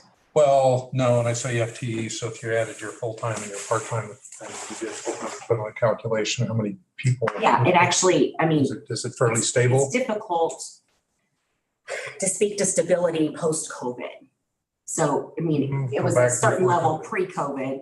Right. And then as we've moved through COVID, that's been difficult to predict. So it's come down quite a bit, in the middle there, and now it's back up. But yes, generally we don't see big swings. But do we have total FTEs? I'm just asking, do we have that data? Yeah. Okay. All right. I think that's, again, just from a finance standpoint, understanding the cost. If I was going to estimate it right now, if I'm thinking this is just off the top of my head, it hovers between 530 and 560. Okay. All right. The part-time, you mentioned there's a 4 what is the average hourly rate of part-time that was in place in 21? I know I have 21 data, but what was the average rate in 21? What are you budgeting for this fiscal year for your average hourly person? So they're in two different categories. One would be library pages, and they all make the same rate of pay. And that's how it's been historically. And they're really tight with minimum wage. And so the rate of pay that those hours, that we will spend on those hours will be $12 an hour this upcoming year, because that's the 1/1/2023 Missouri minimum wage. The other group of and $12 coming off of what rate? $12 coming off of, you mean, so like I would guess if I go back and look, it's like 40,000 hours or something like that. No. You had $12 an hour is what the new rate is. What is the existing? Oh, rate? $11.50. Okay. All right. Thank you. And I think that $11.50 is currently above what Marginally above. Yeah. marginally above what the Missouri minimum wage is at. I want to say it's at $11.15 or something like that. Right. And then, but we'll be right there for one. And then the second group are our frontline part-time staff. And right now they're, for all frontline staff, the average hourly rate is about $60 an hour. I don't know separate for part-time, but I know that for full-time staff, it's like 17 and some change an hour for full-time branch staff, not managers or anything like that. Right. But that's your part-time rate as well then? It depends on how long the person has been here. They're on the pages are the only one that are every person makes the same. Right. The rest are I'm just trying to gauge, have you, in terms of your the 5.2 to 5.5, how much of that is hours increase versus how much of that is just pure rate increase? It's coming from two different things. So the increase can primarily be attributed to, because as you can see, the amount of pay increase that is not even close to what market's doing, the amount that we have available to do that. So it's not a heavy amount of that attributed to pay increases, but it is attributed to the increase in service and locations. So we're going to be moving into a time here where we have more locations open. We had locations closed as we've been through the capital plan.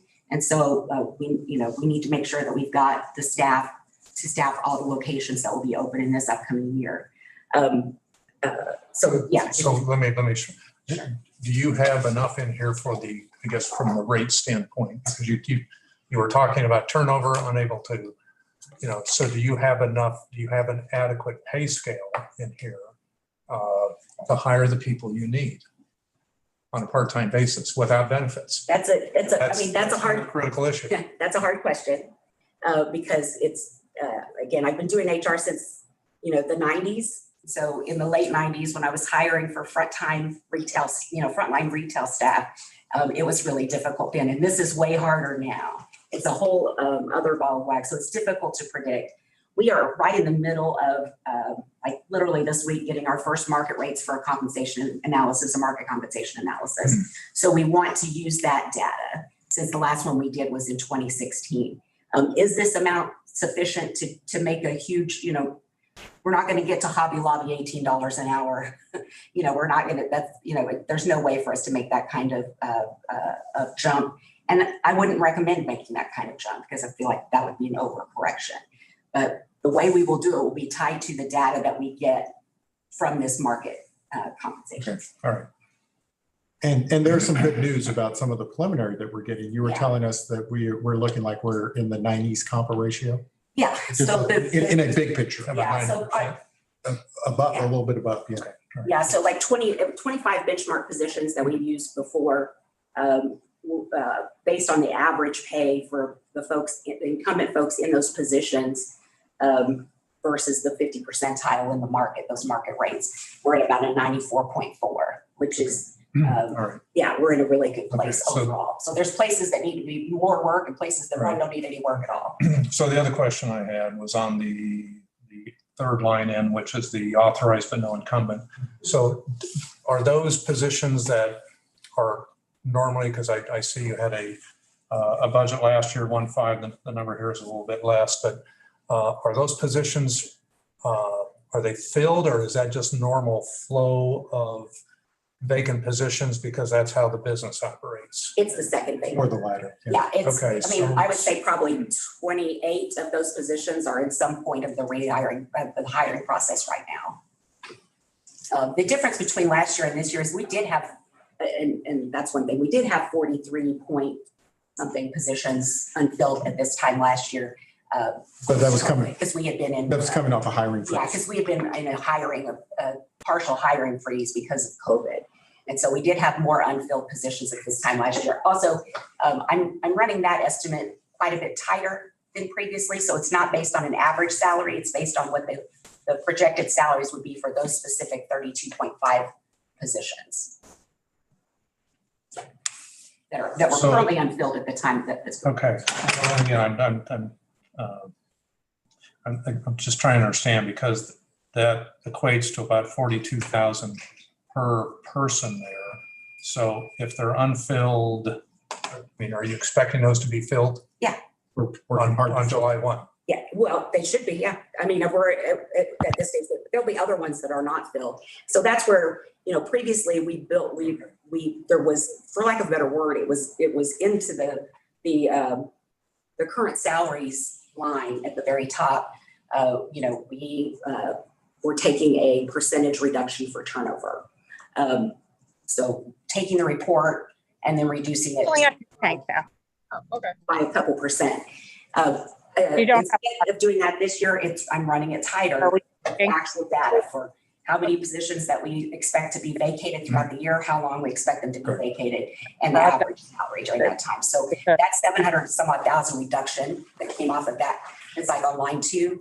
So to account for those periods of time when those positions are not filled. So Exciting. okay, so your comparable number is really 1.5 against less than 700,000. Is that fair? Remember, we ate a lot of Taco John's. I think it would be like the. Oh, did you? You're taking out you're taking out 725. I'm sorry, somebody's not on mute. Okay, that's it. Yeah, if you took those top 3 lines from this year and the top 2 from last year, we should be getting as far as comparable. And that was just a choice I made in order to show that turnover separately so that we could show that we're actually making a calculation, not just an estimate. But I just want to take a second and say thank you. I mean, because honestly, what we are doing right now was what you encouraged us to do your first term on the board, was run this a lot tighter and figure out exactly what our turnover is and make the right adjustments. And so thank you for making us better. Questions, comments? I had a general comment. I had a chance to attend the personnel committee, and it was very informative. I absolutely appreciate you quantifying the different elements of what goes into the budget. But you mentioned too, there's going to be this study that's coming out late summer, early fall, I think. Yeah, we should be getting the results of it, and it's a process to work through the data and how we're going to apply it. So the adjustment to market that we put in the budget likely won't be applied until around September, because we want to make sure that we've got, that we're applying it according to what we're finding out in the market, and we're not overdoing it on one end, underdoing it on another end. Sure. And the 50 points I think you mentioned for references of 50 institutions or areas, are those other libraries or within the basically the service area of the Mid-Continent? As far as where we get data from, it'll be more than that. I mean, we're using Lockton because of the reach of how much data they have. So we will have national data that will be comparing libraries to libraries for library positions. But in other, for our positions that are not library positions, that are support positions, they'll be compared to other industries, and then it will be indexed for this. It'll be regionally indexed. So about 97 to 97.5% of what we find out nationally. And yes, they don't just use one compensation study. It'll be several plus some compensation information that I provided to them from some regional libraries like Daniel Boone Regional and Tulsa City County and some places that did their own studies in the last couple of years. So I am comfortable with the comprehensive data that we have access to. And it's not San Francisco, New York. No, it takes those things into consideration and then indexes it for here. There's an indexing done for the Midwest. And then the performance adjustments, are those based on employee ratings or reviews? So it's individual. It is individual. And so that season is now. So in May and June, our managers, our leaders will be evaluating their staff and giving them a score. And we will base, the distribution of that amount on those performance evaluation scores. Yeah, and let me just preface this with, I know it's an unfair question, but before coming here, I picked up the necessities, gas and jewel pods at the Quick Trip. And I noticed that right in front of the door, it was help wanted, part-time, $19.50. Is that something that is going to be an absolute awful impact on attracting as well as retaining folks? I will say this, and that's why I said something about not overcorrecting. There are reasons why people work for the library and not for Quick Trip and not for that are not tangible. So that we don't have to make up that whole ground. Now, are we competing with them for frontline staff? Absolutely. Right. And so we have to balance that. And we've shifted. If you look, we're at about 760 head now. Yeah. When I started in some HR role in 2004, we had 1,060 heads. And over time, what we've done is tried to shift to benefits eligible full-time staff members. They stay longer and they become more excellent in at their work. And we were able to provide them with benefits that, like I said the other night, they can't put them in their gas tank, but it's hard to not recognize that we provide a defined benefit pension plan, that we provide a good health plan, those types of things that are meant to help folks. That I would line up against any other organizations. And actually, Jennifer and I talked about this a little bit because right before she came to work with the HR group, I think I did some paycheck runs in the summer that year of about 1,100 people. And so we definitely decreased, less head, better compensated, better supported, better invested in, which I think is something that is what we are doing. But the other thing I think about is that the other economic downturns that we've had are inflationary upticks that we've had. We always lag. And so this first 6-month period is always hard for the library. And we always lose some good people. Yeah. But over time, because we lag about a year, we tend to make it up on the back end. And it is a challenge. No doubt. And it's always a balancing challenge because we like to move FTEs where they go, attrit FTEs from one area and move them to another area so that they're being focused on what the library is doing today, not what the library was doing 10 years ago.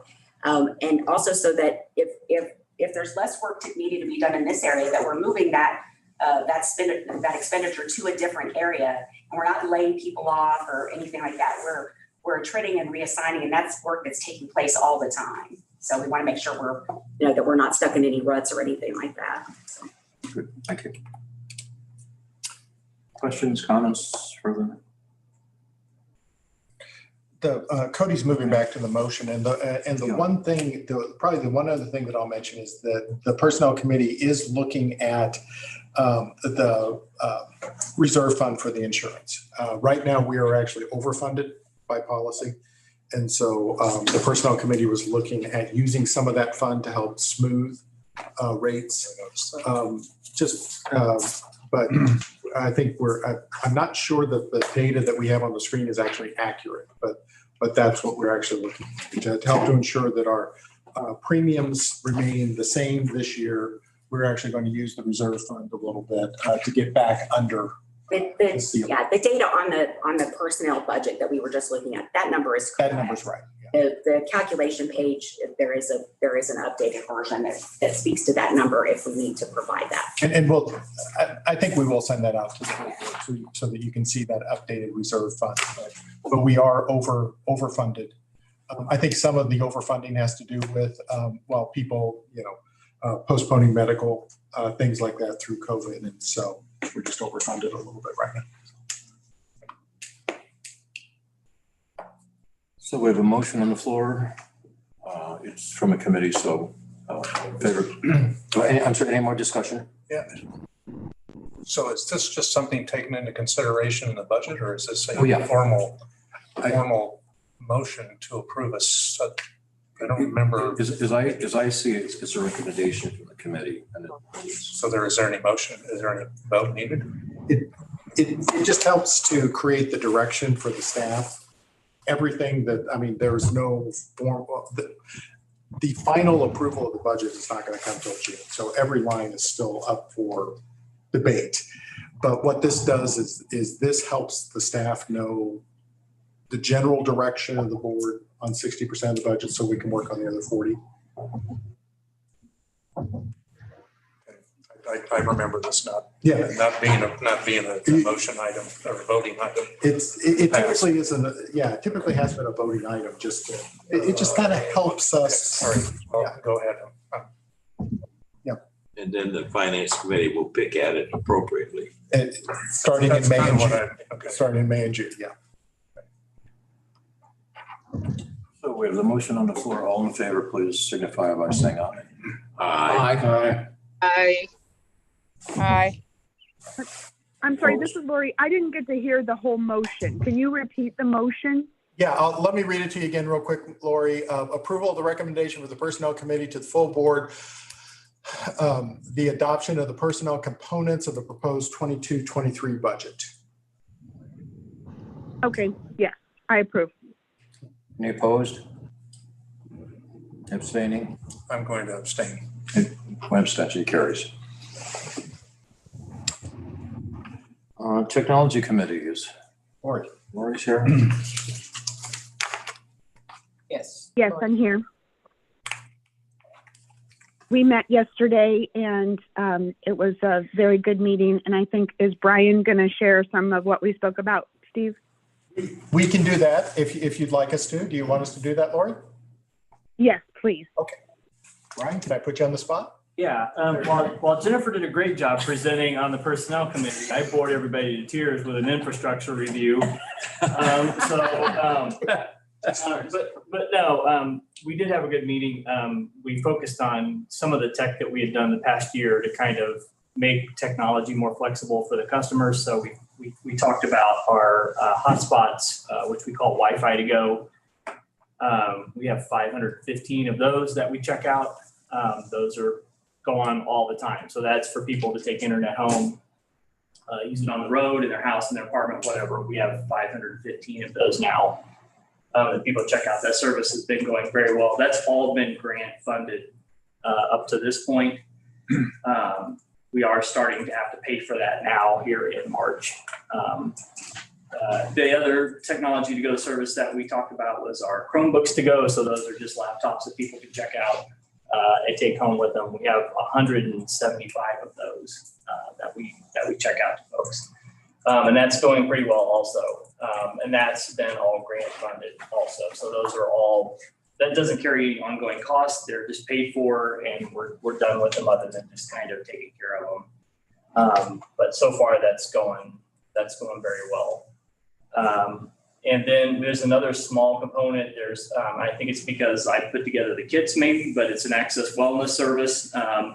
And that is a kit that has like a scale, a blood pressure monitor, a pulse oximeter, and a forehead thermometer. And people can check those out for 2 weeks and take those home and just monitor their health. If they have issues going on or if they just want to stay on top of their health, they can check those out and go on. So we kind of have that sort of under the technology area. And then the other thing we talked about was just just kind of our infrastructure, where we do our backups, where our servers are, are we doing multi-factor or not? Yes, we are doing multi-factor across the board, all those types of things. So I can go down that rabbit hole for hours, but if you have any questions, we can talk about that. Steve, it was a lot. That was the big point. The other thing we did is that because the technology committee meets infrequently and there were new members on the committee, we tried to meet earlier. Typically the committee meets in May. We tried to meet in April to give people an opportunity to think about the technology budget lines because they hadn't really been thinking about those before. So Brian went through the components. The technology committee was kind of sent away to think about it, come back, and we'll talk about it in May in terms of what they feel about them. In terms of what Brian showed, it was really just cost of doing business. It's the stuff that we typically do. There are not a lot of big projects that are being funded or speculated in the coming year. We did talk about the what started off, I guess, is $1.25 million for technology improvement that's in the capital plan that was earmarked for one-time expenditures. Brian talked about the data storage upgrade that was part of that. But we also talked about some of the other uses for that, things like potentially upgrading our self-check machines, and also talked about a new service outlet concept that we've been talking about with the new KCI airport. So what we've been talking about doing is installing kiosks. They have these kiosks in airports with other libraries. San Antonio was one of the first libraries to do it. That it would sort of be in these common areas behind the gates, behind the security gates, where people could charge devices, but could also download ebooks, download audiobooks, things like that for their trips.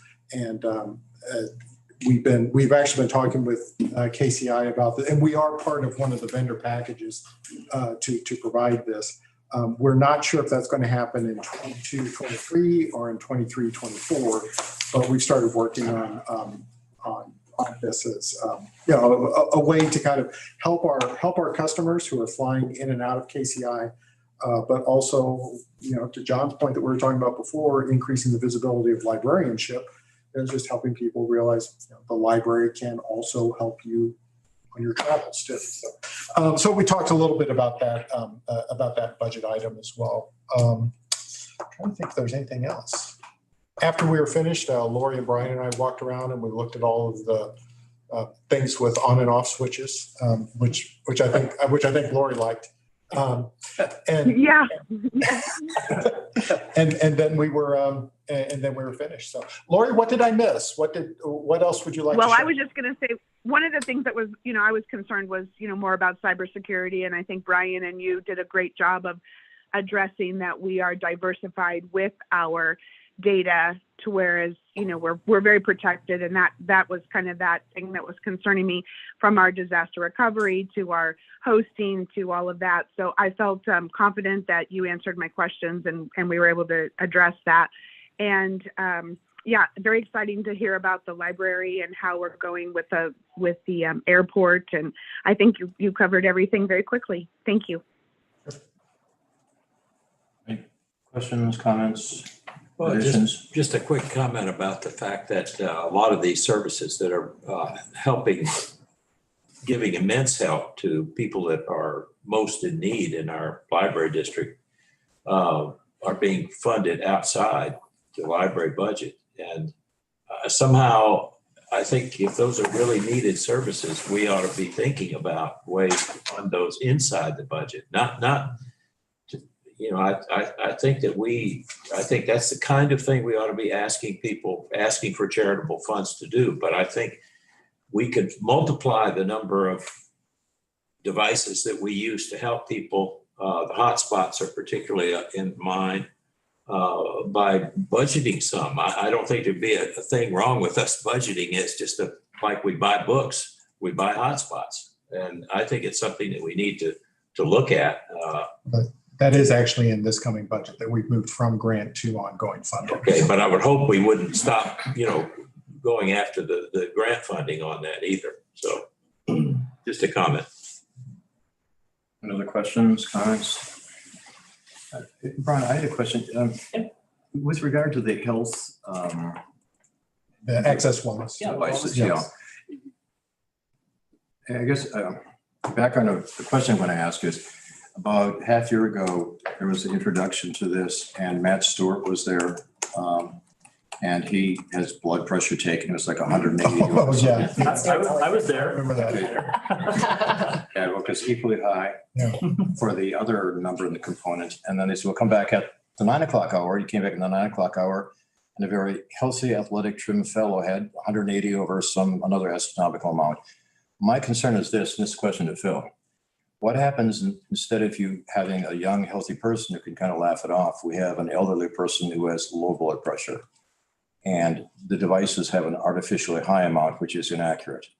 And the person then, again, with reasonable reliance, the buzzword, reasonable reliance, says, okay, my oxygen level, my blood pressure are all fine, and there's a catastrophic cardiac event.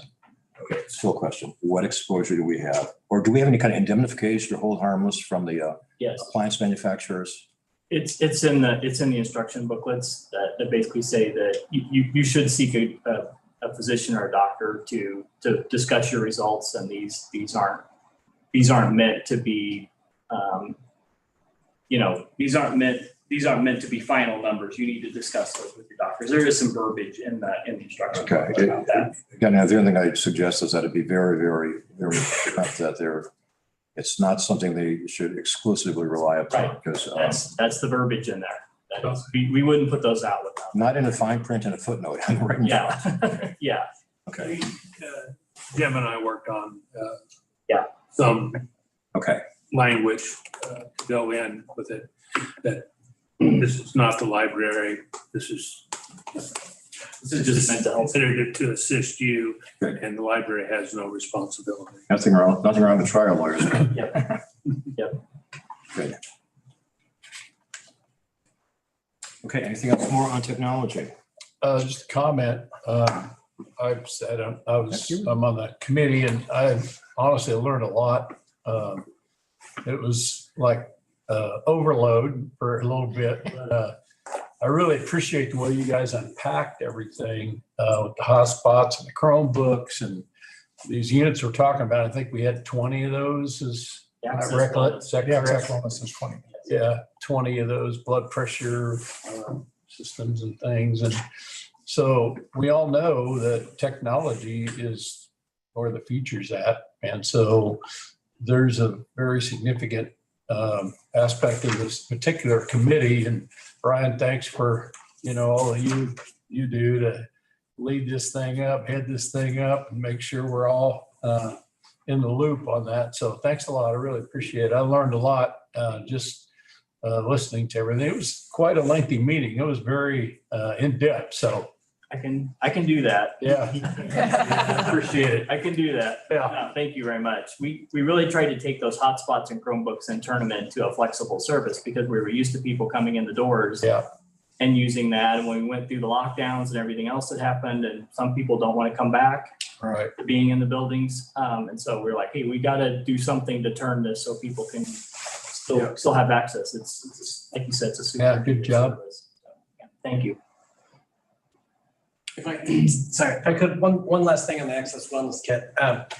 The disclaimer language is not only packaged in with the kit itself, but it's also in the catalog. So if you were to go in where you want to reserve it, it's there as well, and on the webpage that kind of talks about it. So we're disclaiming all of this. Yeah, so as long as there's adequate disclosure and notice, that I'm assuming that's suffice. Good. Okay.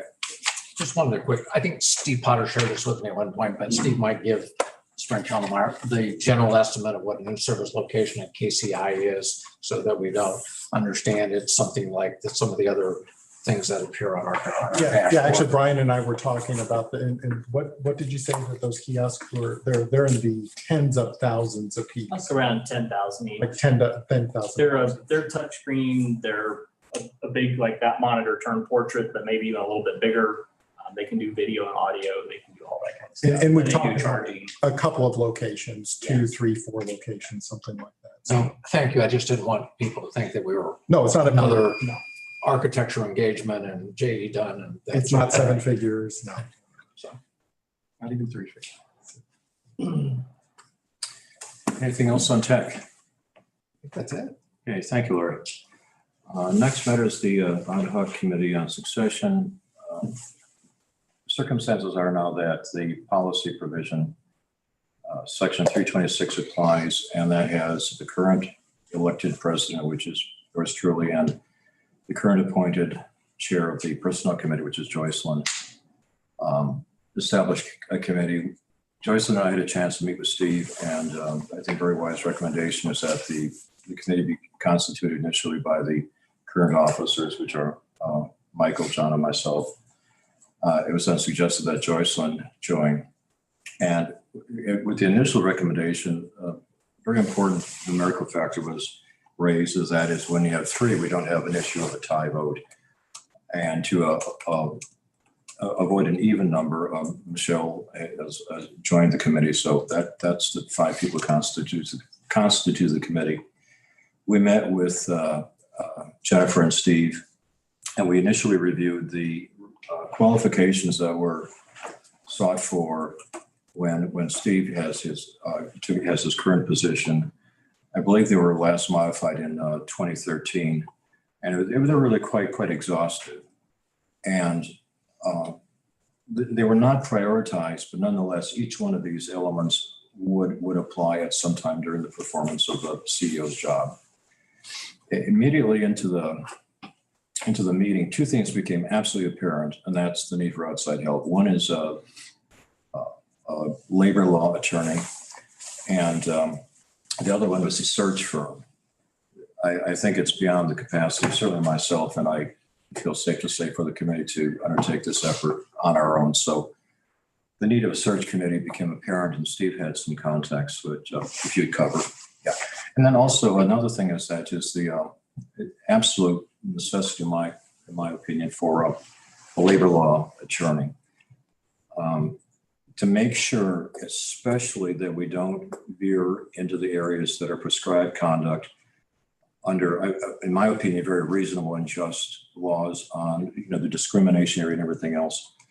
And John and I were discussing at one time that there's when he was in a committee or involved in the committee that had a search undertaken, and a very innocent, friendly, cordial comment was made, but it went right to the heart of a protected class of persons, and all that does is raise issues that I think we need a lawyer, a labor law attorney, to absolutely be with us and, as need be, to gag us any further.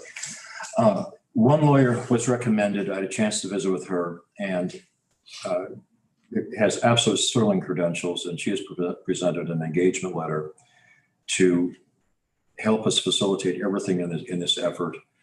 I looked up initially, and it's really their website did not do justice for her credentials. But anyway, I had a chance to have a very, very good visit with her, and I will be presenting a motion later on that we engage her services. And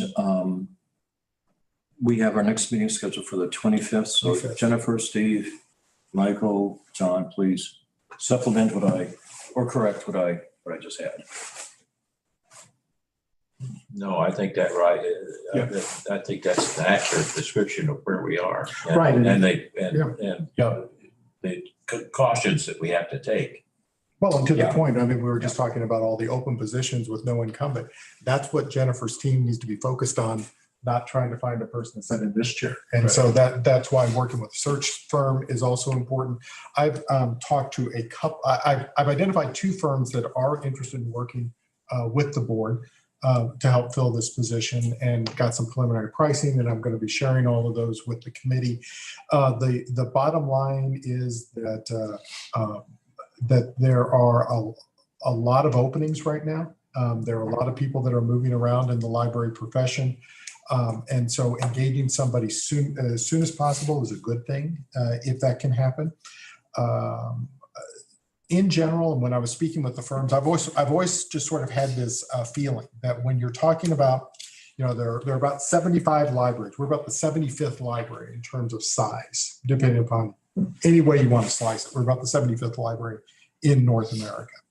And of those libraries, you know, there's a handful that are independent. Most of them tend to be part of a city or a county government. So when you start looking at an executive director of a governmental unit with a master's degree in library science and other qualifications, it's probably about 100 people is your potential universe of individuals who might be looking for a new job opportunity, have the experience, and looking to move.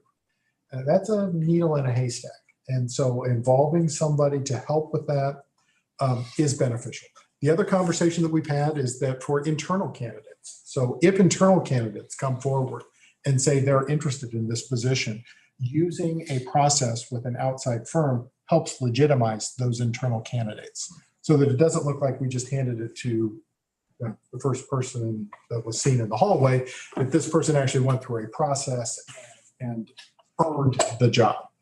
And so that's another reason to engage a search firm. So I'll be bringing those firm recommendations to the committee on the 25th, and we can talk in much more detail. And then, and in terms of the attorney that Ron was talking about, Jennifer and I have worked with her quite a lot over the past few years. In fact, Phil recommended that we might want to have sort of somebody that the staff could talk to make sure we get our ducks in a row, before the wrongful termination lawsuits come. And Ms. Patterson has been working with us for a long time in that respect. And I think she's fabulous personally. So.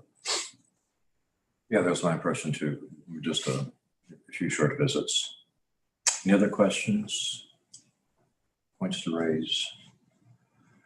Okay, I'd be look, I have the engagement letter here.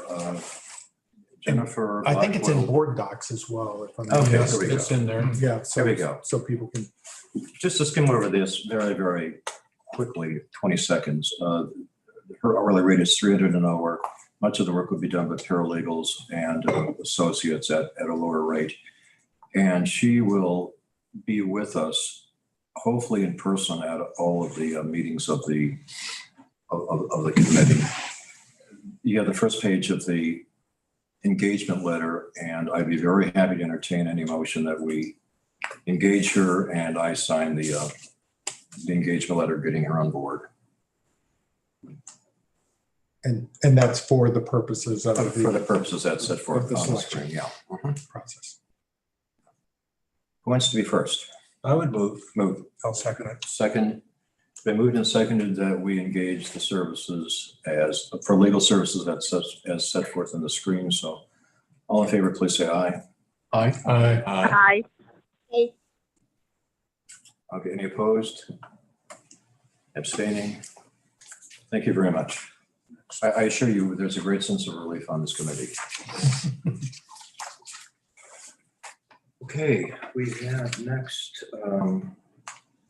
Mr. Chairman, before you move Yes, off this please. topic, can I raise something with this? Oh, of course. I appreciate the work. And in my mind, this is the most important work that this board will do this year or some other. And my preference would be that we deal with this topic at the beginning of the meeting. And so it's not at the very end of the meeting where we've gone through so many other things and our attention might be waning and our focus isn't in that, because this is the most critical decision and our greatest responsibilities as trustees in the selection of the next president and CEO. So as we construct future agendas, I would like for this item to be the first item that we address as a board. Good point. Got it. We'll do that, sure. Thank you. That's a sentiment I'm sure that Mark feels right now. Yeah, I think the next one I'm talking about the search firm though was to see if, but we didn't actually bring the job description. So, I mean, I'm not sure if that's something we want to take a vote on or if that's something we can hold off until the next meeting. Let's wait till the next meeting. Right. Yeah, coverage, yeah. Okay.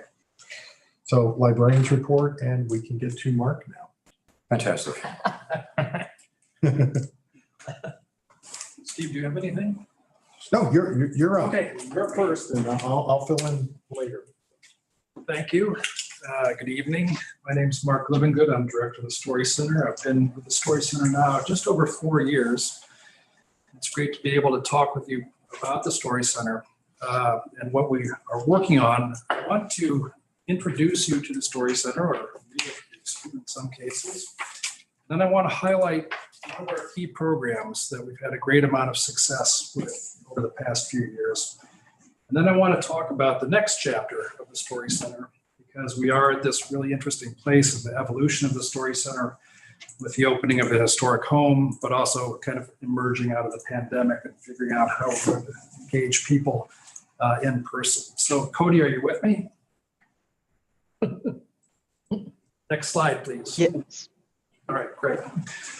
Thank you, Mark. So, as you may know, the Story Center opened in 2013, kind of along the same time with Woodneath. The Woodneath branch opened in June of 2013, and then the Story Center opened roughly 5 to 6 months later with the delivery of the espresso book machine, which is kind of a key milestone in the beginning of the Story Center. Until this past November, the Story Center staff had offices in the Woodneath branch. There was one office not far from the collection and the espresso book machine, and then I had another office in the other part of the library. Then when the house opened to the public in December after the event in November, the dedication event, we moved our offices onto the second floor of the house. There are key parts of the Story Center that are still in the Woodneath branch, including the collection, which has about 2,500 items, and also including the espresso book machine, both of which were too large and too heavy to move into the house. So the second floor is primarily office space. There are 5 of us who work for the Story Center, 3 full-time and then 2 part-time. Next slide, please. Great. So we begin with a couple of assumptions. One is that storytelling is a basic way that people communicate. We all tell stories at some point. You can walk outside, tell stories. We do them around the kitchen table. We do them informally. We do them more formally. And we also believe that everyone has a story, whether that is a historical story, contemporary story, something imagined, something factual that actually happened, a personal experience. So we work with people who have those stories, but also come to some kind of point where they want to tell that story in some way. So what we do is we provide those services and that support and those resources for people who, like I said, are at a point now where they want to tell a story, whether they want to tell it word of mouth, whether they want to write it down, or now increasingly they want to tell it in a digital environment too. So we work with these 3 words in mind: create, share, and connect. And all of our programming or our services are somehow connected to these 3 verbs. We have a collection of 2,500 items, like I said, that are full of resources to help people with publishing, or collections of folk tales, or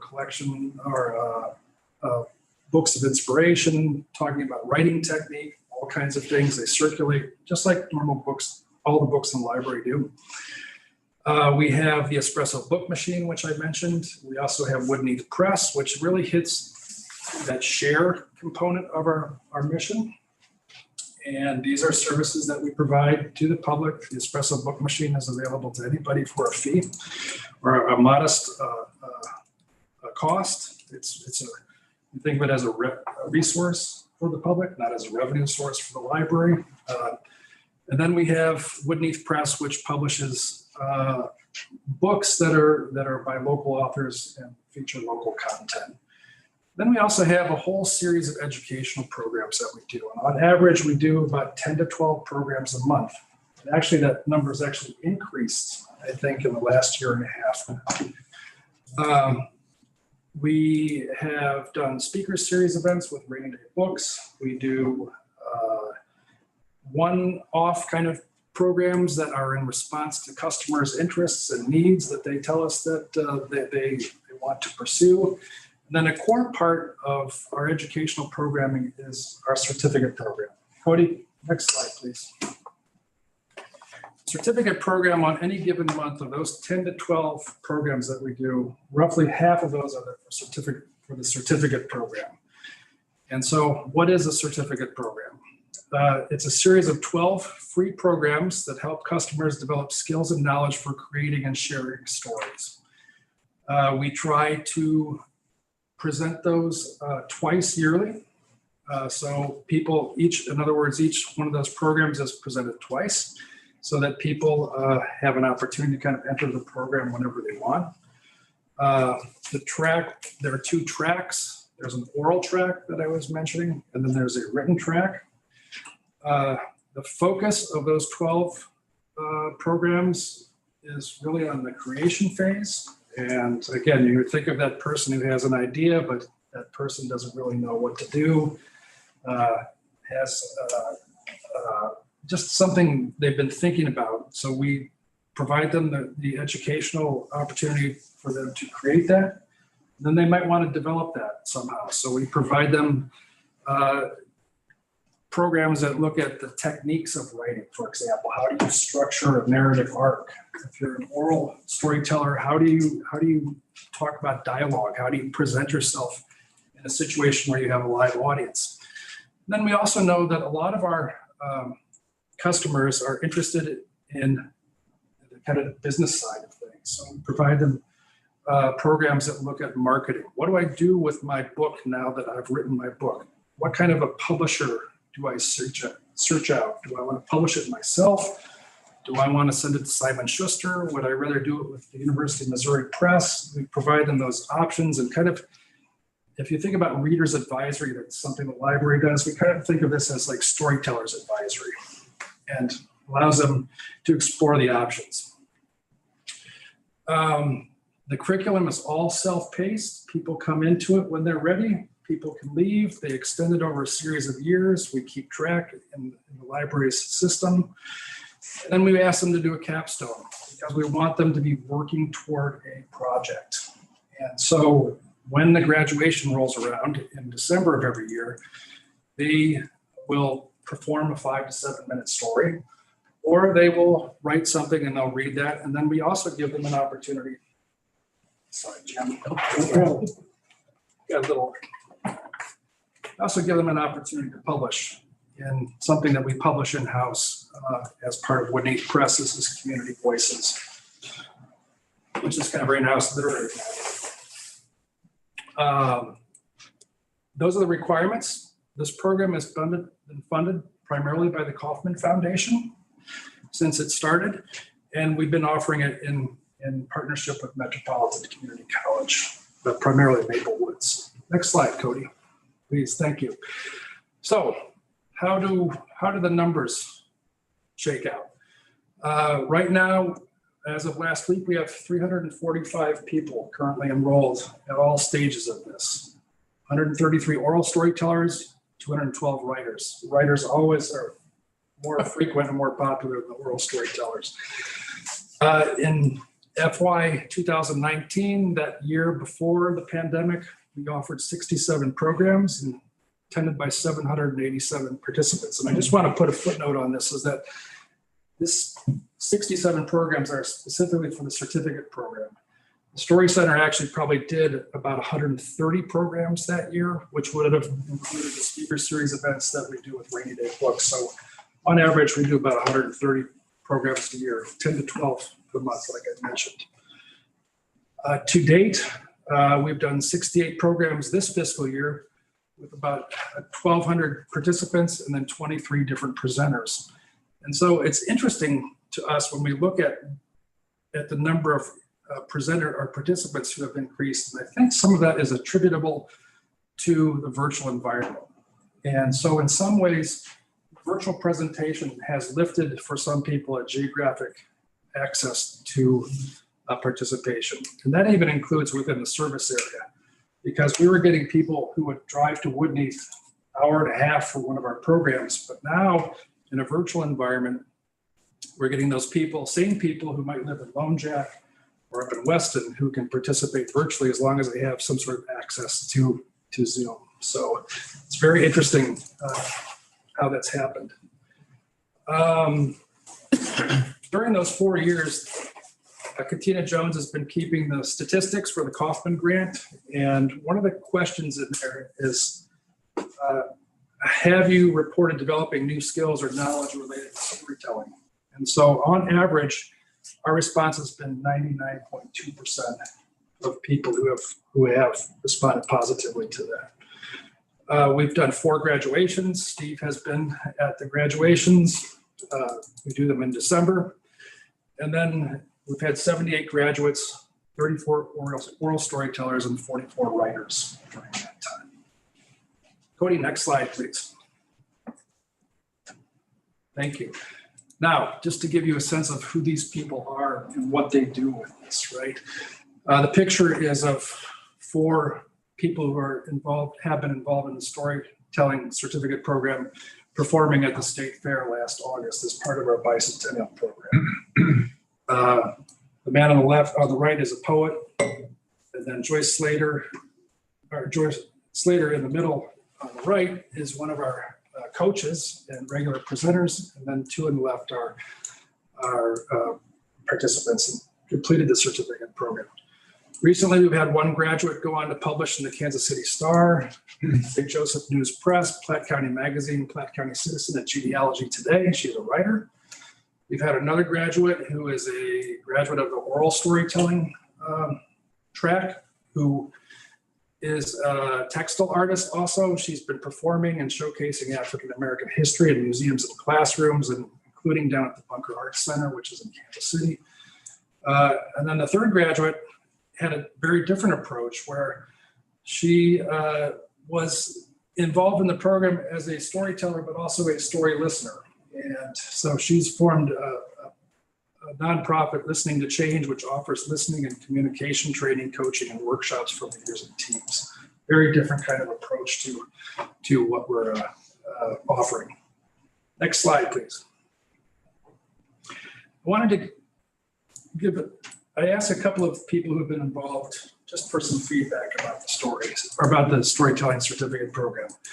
George Pettigrew has been involved in the storytelling certificate program from the beginning. And I want to read to you what he emailed to me recently. I was an accomplished speaker from military service corporations and as special assistant to the mayor of Kansas City, Missouri. Leaving a presentation at the MCPL Blue Springs branch in February 2018, I fortunately picked up a copy of Beyond the Books. And you know what Beyond the Books is. There I first learned of the oral and written storyteller certification programs. In December of 2018, I received my first certification, oral storyteller. And the following December, I earned my written storyteller certification. Today, and directly due to the certification training I received from the Story Center, I am a presenting member of the Missouri Humanities Council Speakers Bureau. I still present for MCPL at the branches. I have spoken multiple times at the Nelson Atkins Museum of Art, for the National Park Service at Whiteman Air Force Base, Fort Leavenworth, and many more. I can never fully express how indebted I always will be to the Story Center and MCPL. George specializes in historic interpretation, and specifically of Buffalo Soldiers, of which his great-grandfather was one. So, next slide, please. Thank you. I also wanted to ask a presenter about her perspective on the certification program. Laura Packer has been telling stories professionally for 30 years. She's an award-winning storyteller, used to live in the Kansas City area, now lives in the Twin Cities, still presents programs for us virtually, and comes down, will come down here from time to time to present in person. So she's been part of the Story Center since its inception, walking through the historic house before any work was done and before the name Story Center was on the MCPL website. The Story Center has become a community hub for storytelling education and has made these resources available to anyone who wants to participate, regardless of experience or income. The Story Center embodies some of what is best about public libraries. As a regular presenter, the Story Center has great meaning to me. I've been encouraged to think deeply about storytelling and to think deeply about what it means to be an educator. It's been empowering for me as a working artist and as someone dedicated to helping others find their voice. Next slide, please.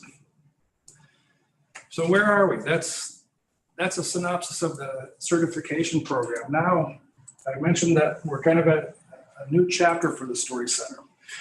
And one of the things that we need to do, and I have been working on, I think we're at a place right now where we really can work on this intensely, is to offer a digital storytelling track, the certificate program. And I'll explain why real soon. This has been something that we've been working on. Last summer, we had offered a series of digital storytelling programs, very successful, that resulted in a kind of a public event, public in a virtual sense event in September, with people that participated in some workshops, and those videos are posted on our YouTube site. Another thing we'll be working on is continuing revising our programming model to incorporate virtual and in-person programs as the library continues to move into more in-person programming. And then another thing that's really exciting for us is now that we've moved into the house and have been occupying it for roughly 4 months, how are we going to use the house, and not only the house, but also the surrounding landscape of 33 acres as inspiration and as a setting for original programs. Okay, next slide, please, Cody. Thank you. So we've started to do that. We had our first in-person programs the very beginning of March, and we're starting to incorporate them back in. And these are pictures of 3 recent programs that were just earlier this month. One, Listening to Place, which was a program with Megan Kaminsky about, for poets specifically, about developing the sensibilities to use place, developing poetry. You can see they're on the south porch of the house right here, and right behind it is the auditorium. So it was a nice enough day for them to get outside and use that. This is another program that we did that's still there. It's an exhibit of paintings by a portrait painter from Kansas City named Patty Streeper. And she focuses in the paintings on women who have led by story. And the portraits of, there are 4 of the 11 portraits that are on display. It's a different kind of approach and look at storytelling, but she gave an artist talk, and she's pictured here in the main program room on the ground floor of the house. And then this program down here is a program, it's actually a performance by Mary Schmidt, who is a first person narrator, or she specializes kind of like George Pettigrew in historic stories. She's put together a performance based on the life of Naomi Crouch. And Naomi Crouch, as you may know, is the matriarch of the Crouch family, who sold the Woodneath property to the library in 2008. And if you get a chance to see this, she's going to do the performance again on April 28th. I really recommend that you take the time to go over there and spend an hour to see this really unique performance. You can see this is in the Crouch family reading room on the ground floor of the house. She's dressed in period costume, and she's done a lot of historic research to craft a really interesting presentation about Naomi's life, but also about the history of Woodneath and the house in particular. So these are the kind of programs that we have been doing in the house now. And again, I mentioned that it really provides a very unique setting for us to present these kind of programs. Next slide, please. Oh, that's not mine. Oh, that's our next one. That was. Oh, that's okay. Well, let me explain it to you. There is a slide here that shows the picture of the Story Center studio. And there is a room in the house that is designated studio space. This is a room which has an incredible amount of potential. And we're in the process now. This is kind of be that hub spot, I think, where I mentioned that digital storytelling component. And it finally provides us a location where we can provide those resources for people to get in and tinker and play with things to complement the instruction that we can give in the educational program. It's also providing a setting for the Memory Lab, which is a project that we're going to be launching, we hope, or in August, which will allow customers to come in and bring their families' photographs, their families' letters, et cetera, digitize those. So it's all about family history, provide that place for them. We received a grant from the Missouri State Library to fund some of the equipment for this. So that's going to help us outfit the studio space and provide the service for people. And then longer term, we'll have the equipment to continue that project. So that's a very exciting space. We're still working on pulling some things together in there, but it will also allow us to work toward that digital end and help people share their stories digitally moving forward. My last slide was I hope this gives a clear idea of how the Story Center is helping to fulfill specifically that third strategic priority of the library, which is to help people create and share their stories. And I'm happy to take any questions. Again, thanks for the opportunity to be able to share the news about the stories. Thank you, Mark. Any questions of Mark? I might just have my experience with the Story Center. I had a chance to take some of the certificate programs, and I want to talk about George. George and I are on the writing program at the VFW National Headquarters, and through the oral certification program that George went through is absolutely just amazing. He's a Navy veteran, and he shares the experience of the Buffalo Soldiers and the incredible, fierce, heroic warriors that they were, especially in the opening of the West, a story that is really not very much told. And I've heard him present a number of times, including at the Veterans Program at the Genealogy Center and elsewhere. And in visiting with him, he also gives presentations at schools, and kids that don't have that cavalry army story of the Buffalo Soldiers is brought to them in ways that a textbook never could even possibly do. And it's thanks to the program that you guys operate at Whitney's. And that's just one of many, many other areas. And other people in the writing program have stories that are unique to this area of Clay County, over there north here in Clay County.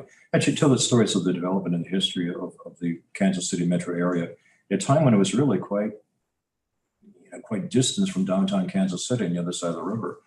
So I think the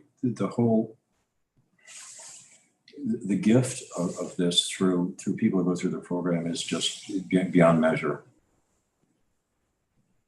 Another thing too, I guess my last point is if you want to see something truly magic, I mean, we're talking about Harry Potter type magic, take a look at that book printing machine. It goes in from blank pieces of paper, somebody puts in a thumb drive, and you literally have a bound text coming out in 5 minutes, something like that.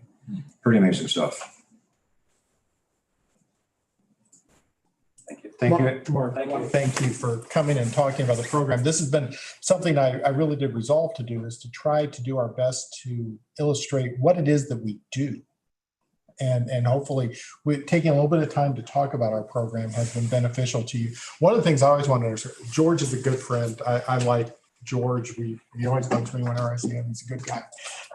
But one of the other stories that I've heard is sort of the mashup between Square One. Remember, Morgan was here a couple of months ago, and the Story Center. So what we end up having a lot of times is that our entrepreneurs and business folk will end up learning how to do sales pitches through oral storytelling techniques and things like that. So, I mean, there's a lot of residual add-on that occurs as well. Thank you, Mark. Thank you for being here. It is quarterly statistics time. And so Jim, can you give us a real quick rundown of quarterly statistics? I will do my best. So I'm going to start with the bad news, which is that you have to listen to me instead of Katina. Katina has left us. Katina is off to bigger and better things.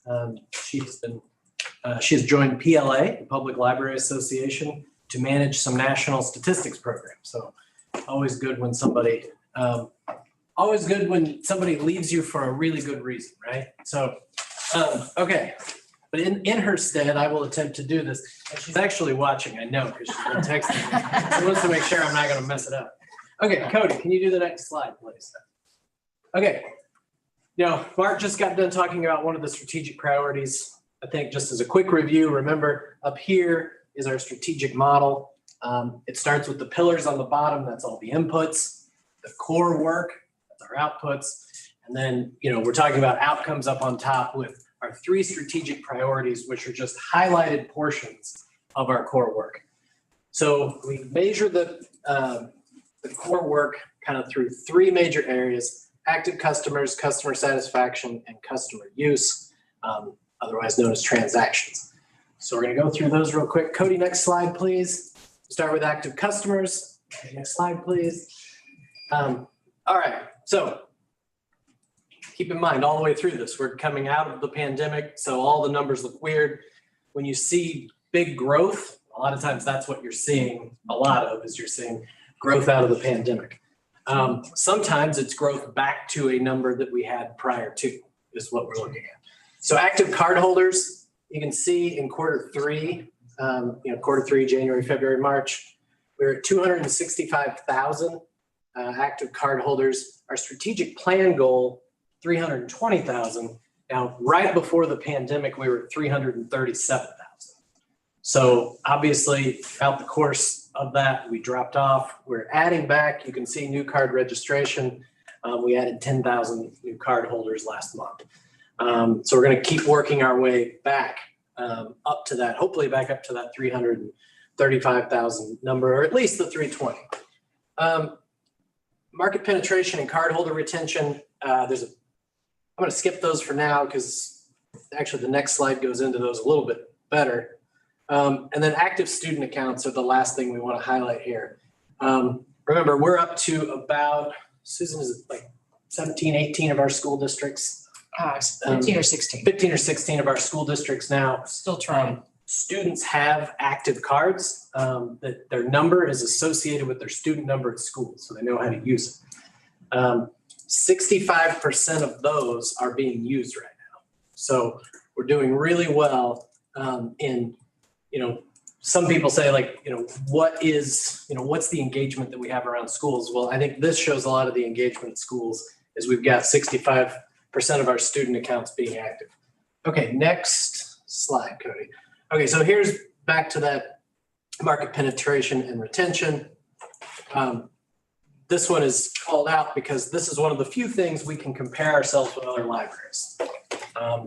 So you can see this, we do this through our Savannah platform, which is our CRM system.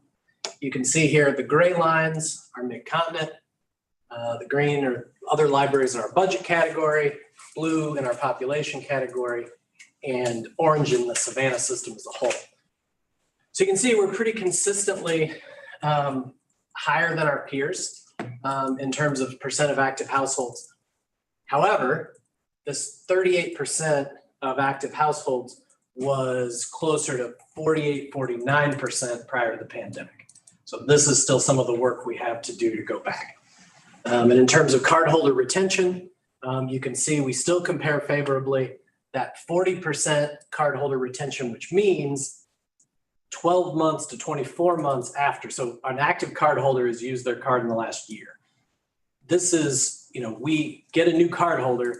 How many of them are still using it 12 to 24 months later? Right now we're sitting at 40%. Again, that number was closer to 60 prior to the pandemic. So still working our way up in some of these numbers. Okay, next slide, Cody, please. Okay, customer satisfaction is the next one. We use the concept of Net Promoter Score. and then kind of, what is the word I'm looking for here? We amplify that with surveys around different elements of what we do. Cody? Okay, so Net Promoter Score, just a reminder for everybody.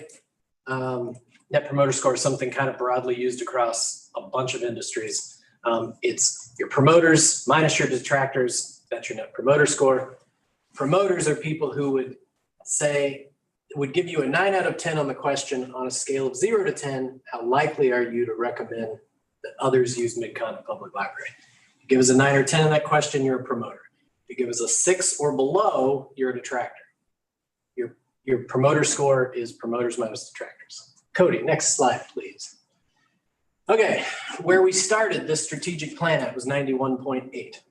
Our goal, I mean, we don't have a lot of room to grow there, right? So our goal was to get to 92. Our Q3 actual, we're at 90.7. We had gotten down to as low as about 90, kind of at one part of the pandemic.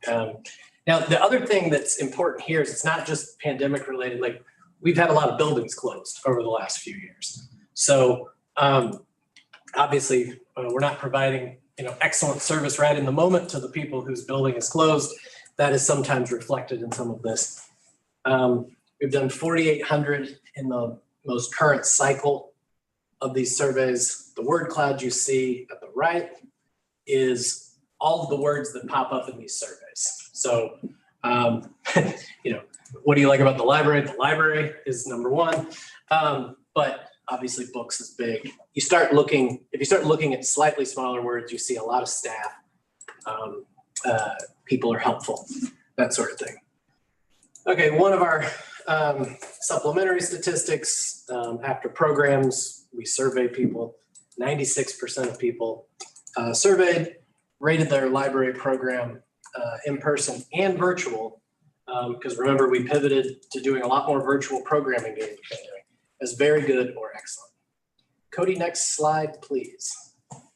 Okay, and then the last one is transactions. Okay, so this is our use of library services. Once upon a time, like when I started here, that number was just circulation. That's all we thought about. Now there's a lot of different things, and we'll go into that. Next slide, please, Cody. Okay, so our customer transactions.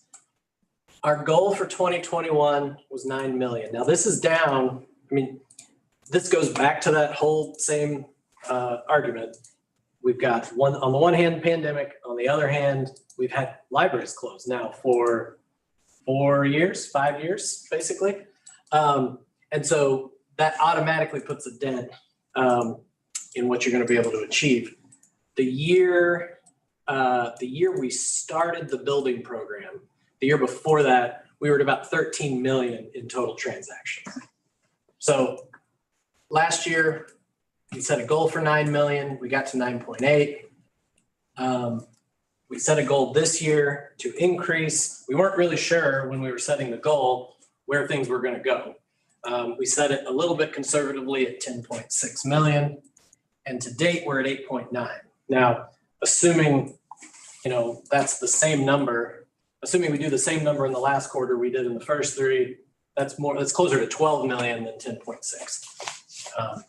So I think we can expect to be at least over 11 and a half at the least. Okay, let's see, what does this note say? Yeah, so basically just that, we're gonna anticipate as we set the goal for the next year that Lee Summit is coming back online, Blue Ridge is back online, Boardwalk will Green Hills will come back online in probably the first couple of months of the next fiscal year. So we're gonna need to set a more aggressive goal on transactions for the upcoming year. Okay. Oh wait, let me go back real quick just in case anybody forgot. In this transactions, we've got the circulation of physical items, digital items. We've got database usage. We've got usage of MCPL created content. A lot of that's genealogy related. Library PC use and Wi-Fi session use. Program attendance here, and then branch services, and that's things like meeting room checkouts and reference questions, things like that. All right, next slide, please, Cody. Okay, here's kind of a breakout. You can see this is one of the charts where you're really seeing like ridiculous increases, but that's because in the first quarter of 2021, in most of January, we were doing curbside only. In most of February, we were doing curbside and technology service in the branches. And then kind of about the 3/4 of the way through February, we opened pretty much fully back up. But so that's a greatly reduced quarter than what we're talking about right now.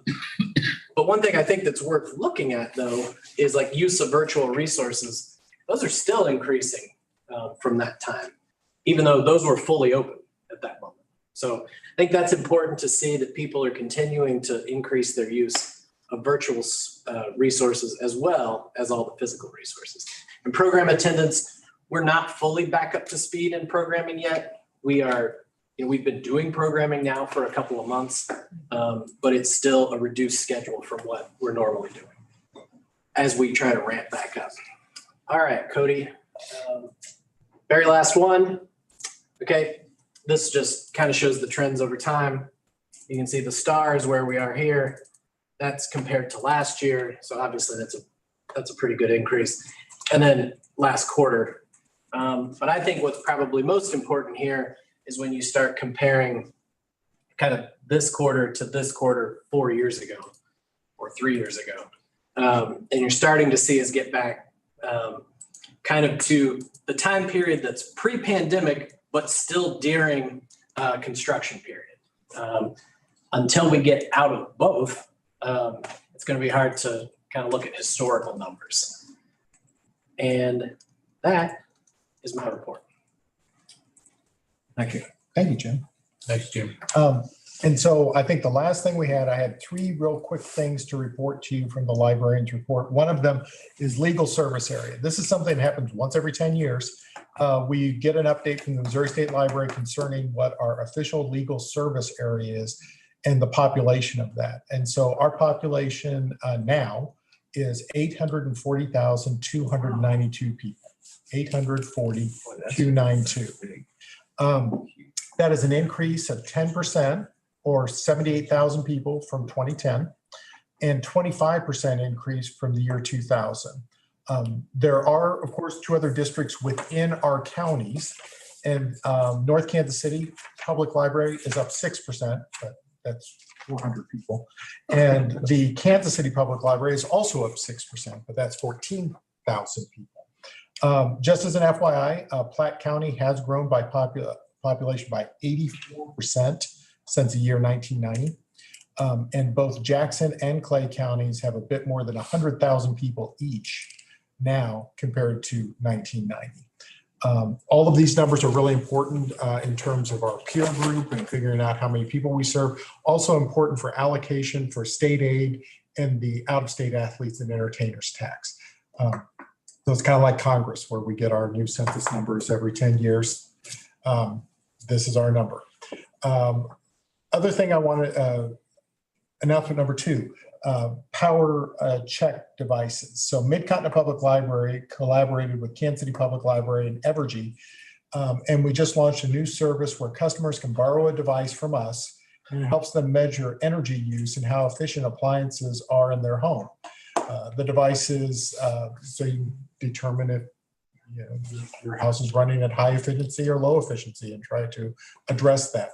The devices themselves are currently housed at Antioch, Grandview, and Raytown, but they can be sent to any location in our library system for you to use. And this is probably one service that you probably didn't know about. Frankly, I'd forgotten that we were doing this until just today. We have a lot of interesting services like these, like the Access Wellness Kits that we talked about a little bit, and the Chromebooks for checkout. We also have the Wi-Fi to go, remote printing. One thing that a lot of you may or may not remember that we do is fishing poles. We check out fishing poles for people to try fishing with their families. We have Career Online High School, where people can get a certified high school diploma and career training through the public library. So I want to challenge you. I want to give you a homework assignment. What I'd like for you all to do is go to our website and find something you didn't know that we offered. and then prepare just to mention that at the May board meeting. You can find it real easy, just mymcpl.org/services, and that'll list all of our services. Find something you didn't know that we offered and just tell us about it. There's so much more to libraries now than just warehousing and distributing books, and I think that'll really open your eyes. Last thing that I wanted to talk about was our lawsuit with Unilever that we've collaborated with the Independent School District. The court denied the county's motion to set aside the default judgment on the case on April the 4th. There's no, as I understand it, and I'm sure Mr. Grubauer will correct me, there's no direct appeal route for a default judgment, but the motion to set aside is appealable. Our feeling, or what Mr. Grubauer shared with me, is that there's a very high burden on the county to justify an appeal, and it must establish the court's order was arbitrary and capricious, for example, in order to get this overturned. It's a pretty high burden for the county. So as of right now, everything is still pending. The county has essentially filed the paperwork, and we are still just playing the waiting game. But based on what we're seeing, it's, it's hard to. Reasonably optimistic. Reasonably optimistic.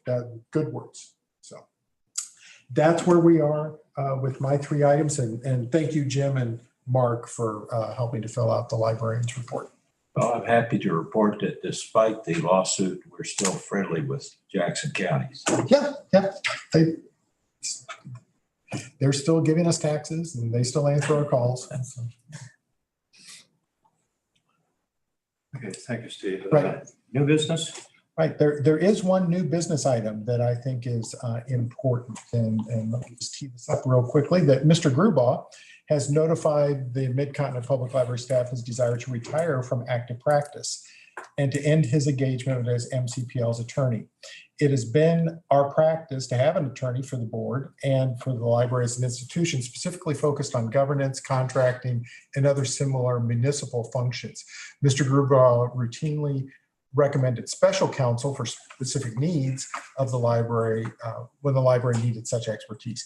It's not clear whether it's better to engage a law firm with broad subject matter expertise or a boutique firm focusing on the issues of governance. Last year, just in preparation, staff did develop an RFQ for legal services and board attorney if ever a need such arose, and that RFQ has been shared with the officers of the board. Having library counsel or having counsel assures the library is doing the right thing legally and underscores trust that the library believes the trust underlies success and that trust is built through integrity, fairness, and reliability. Staff recommends that the board commits to selecting and engaging a new board attorney as quickly as possible, allowing Mr. Grubauer to orient the new counsel. In addition, staff would ask for a motion instructing staff to post the RFQ and to send it to attorneys and law firms identified by the board.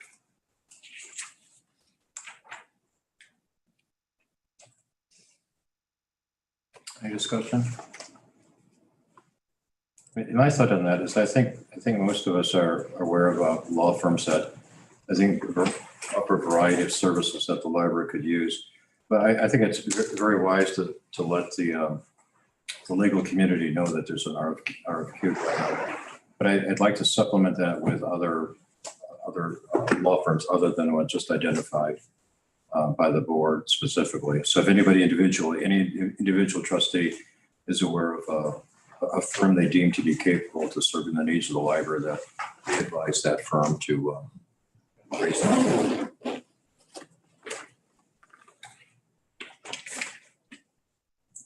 So I guess we have a motion to. Well, I can't make a motion. All I can do is recommend. Yeah, I know. Yeah, that's what I was gonna May I say. ask a question? Please, Can I yes. ask a question? So I know that we're hiring a lawyer, and I'm not sure how much that we're using him, or her. But my question would be: do we have enough business for a lawyer that we would need somebody even on staff full time? I know that we're hiring another lawyer for another job, but I just didn't know if we had like extra business or how much we're using a lawyer's services monthly or so. No, I don't think you need an attorney on staff. No. The biggest issue always for an organization of any sort of this size is in my belief, is employee relations law. But you can handle that. You have been handling it on a as needed basis, on an hourly basis. On those few occasions when you do get sued, you have insurance that covers it, and the insurance company provides you the attorney. So no, I don't think at this time, I think it would be a waste of your money to have anybody on staff full-time. An hourly basis is much easier to justify and provides more flexibility. Laura, does that answer Thank your you. question? Yes, thank you.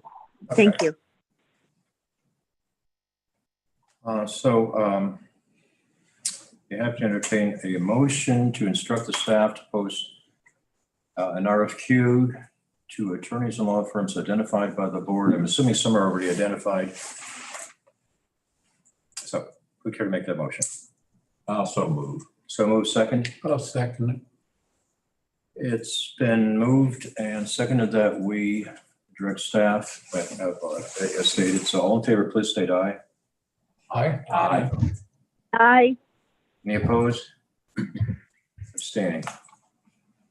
So staff will go out and disseminate the information to law firms. I'm certain that the staff knows also. But I think as we are aware of law firms that are broad enough to serve the needs, that would be, I think, helpful to get that information. Once we have that posted, we will share that URL with everybody so that they can easily share it throughout the community. But just as a point of personal privilege, thank you. Yes. Indeed. Yeah, thank you for your help. I've been doing this a long time, and as I think I wrote you in the letter several years ago, you had asked me how long I intended to go on, and I said till at least 70. And I turned 72 the day before your June meeting. It's probably time for somebody else to get in here. That's pretty young. But it has been an immense pleasure and immense privilege to work with Mid-Continent. You are far and away my favorite client over the 47 years I've been doing. Thank you. And you have provided me with a greater range of issues.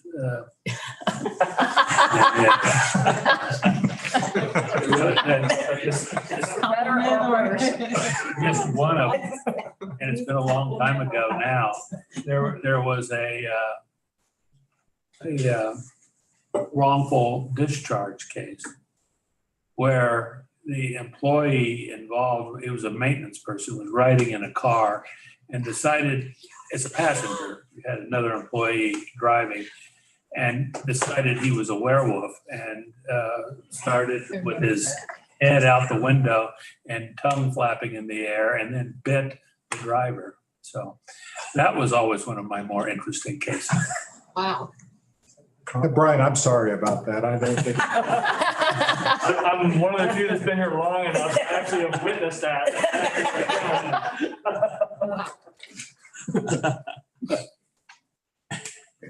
Had to be an IT guy. There is really nothing to say after that. Maybe I need to go to the story center. Teresa, no visitors comments? Thank you. Okay, announcements. Your announcements are before you. I think just keep an eye on your committee meetings that are coming up. In terms of closures, of course, we'll be closed on Memorial Day. But otherwise, I think I'll just leave it short like that. Mindful that it's 8 o'clock. Any trustee comments? Would we adjourn? Second. Yes. That was quick. It's unanimous. Thank you so much.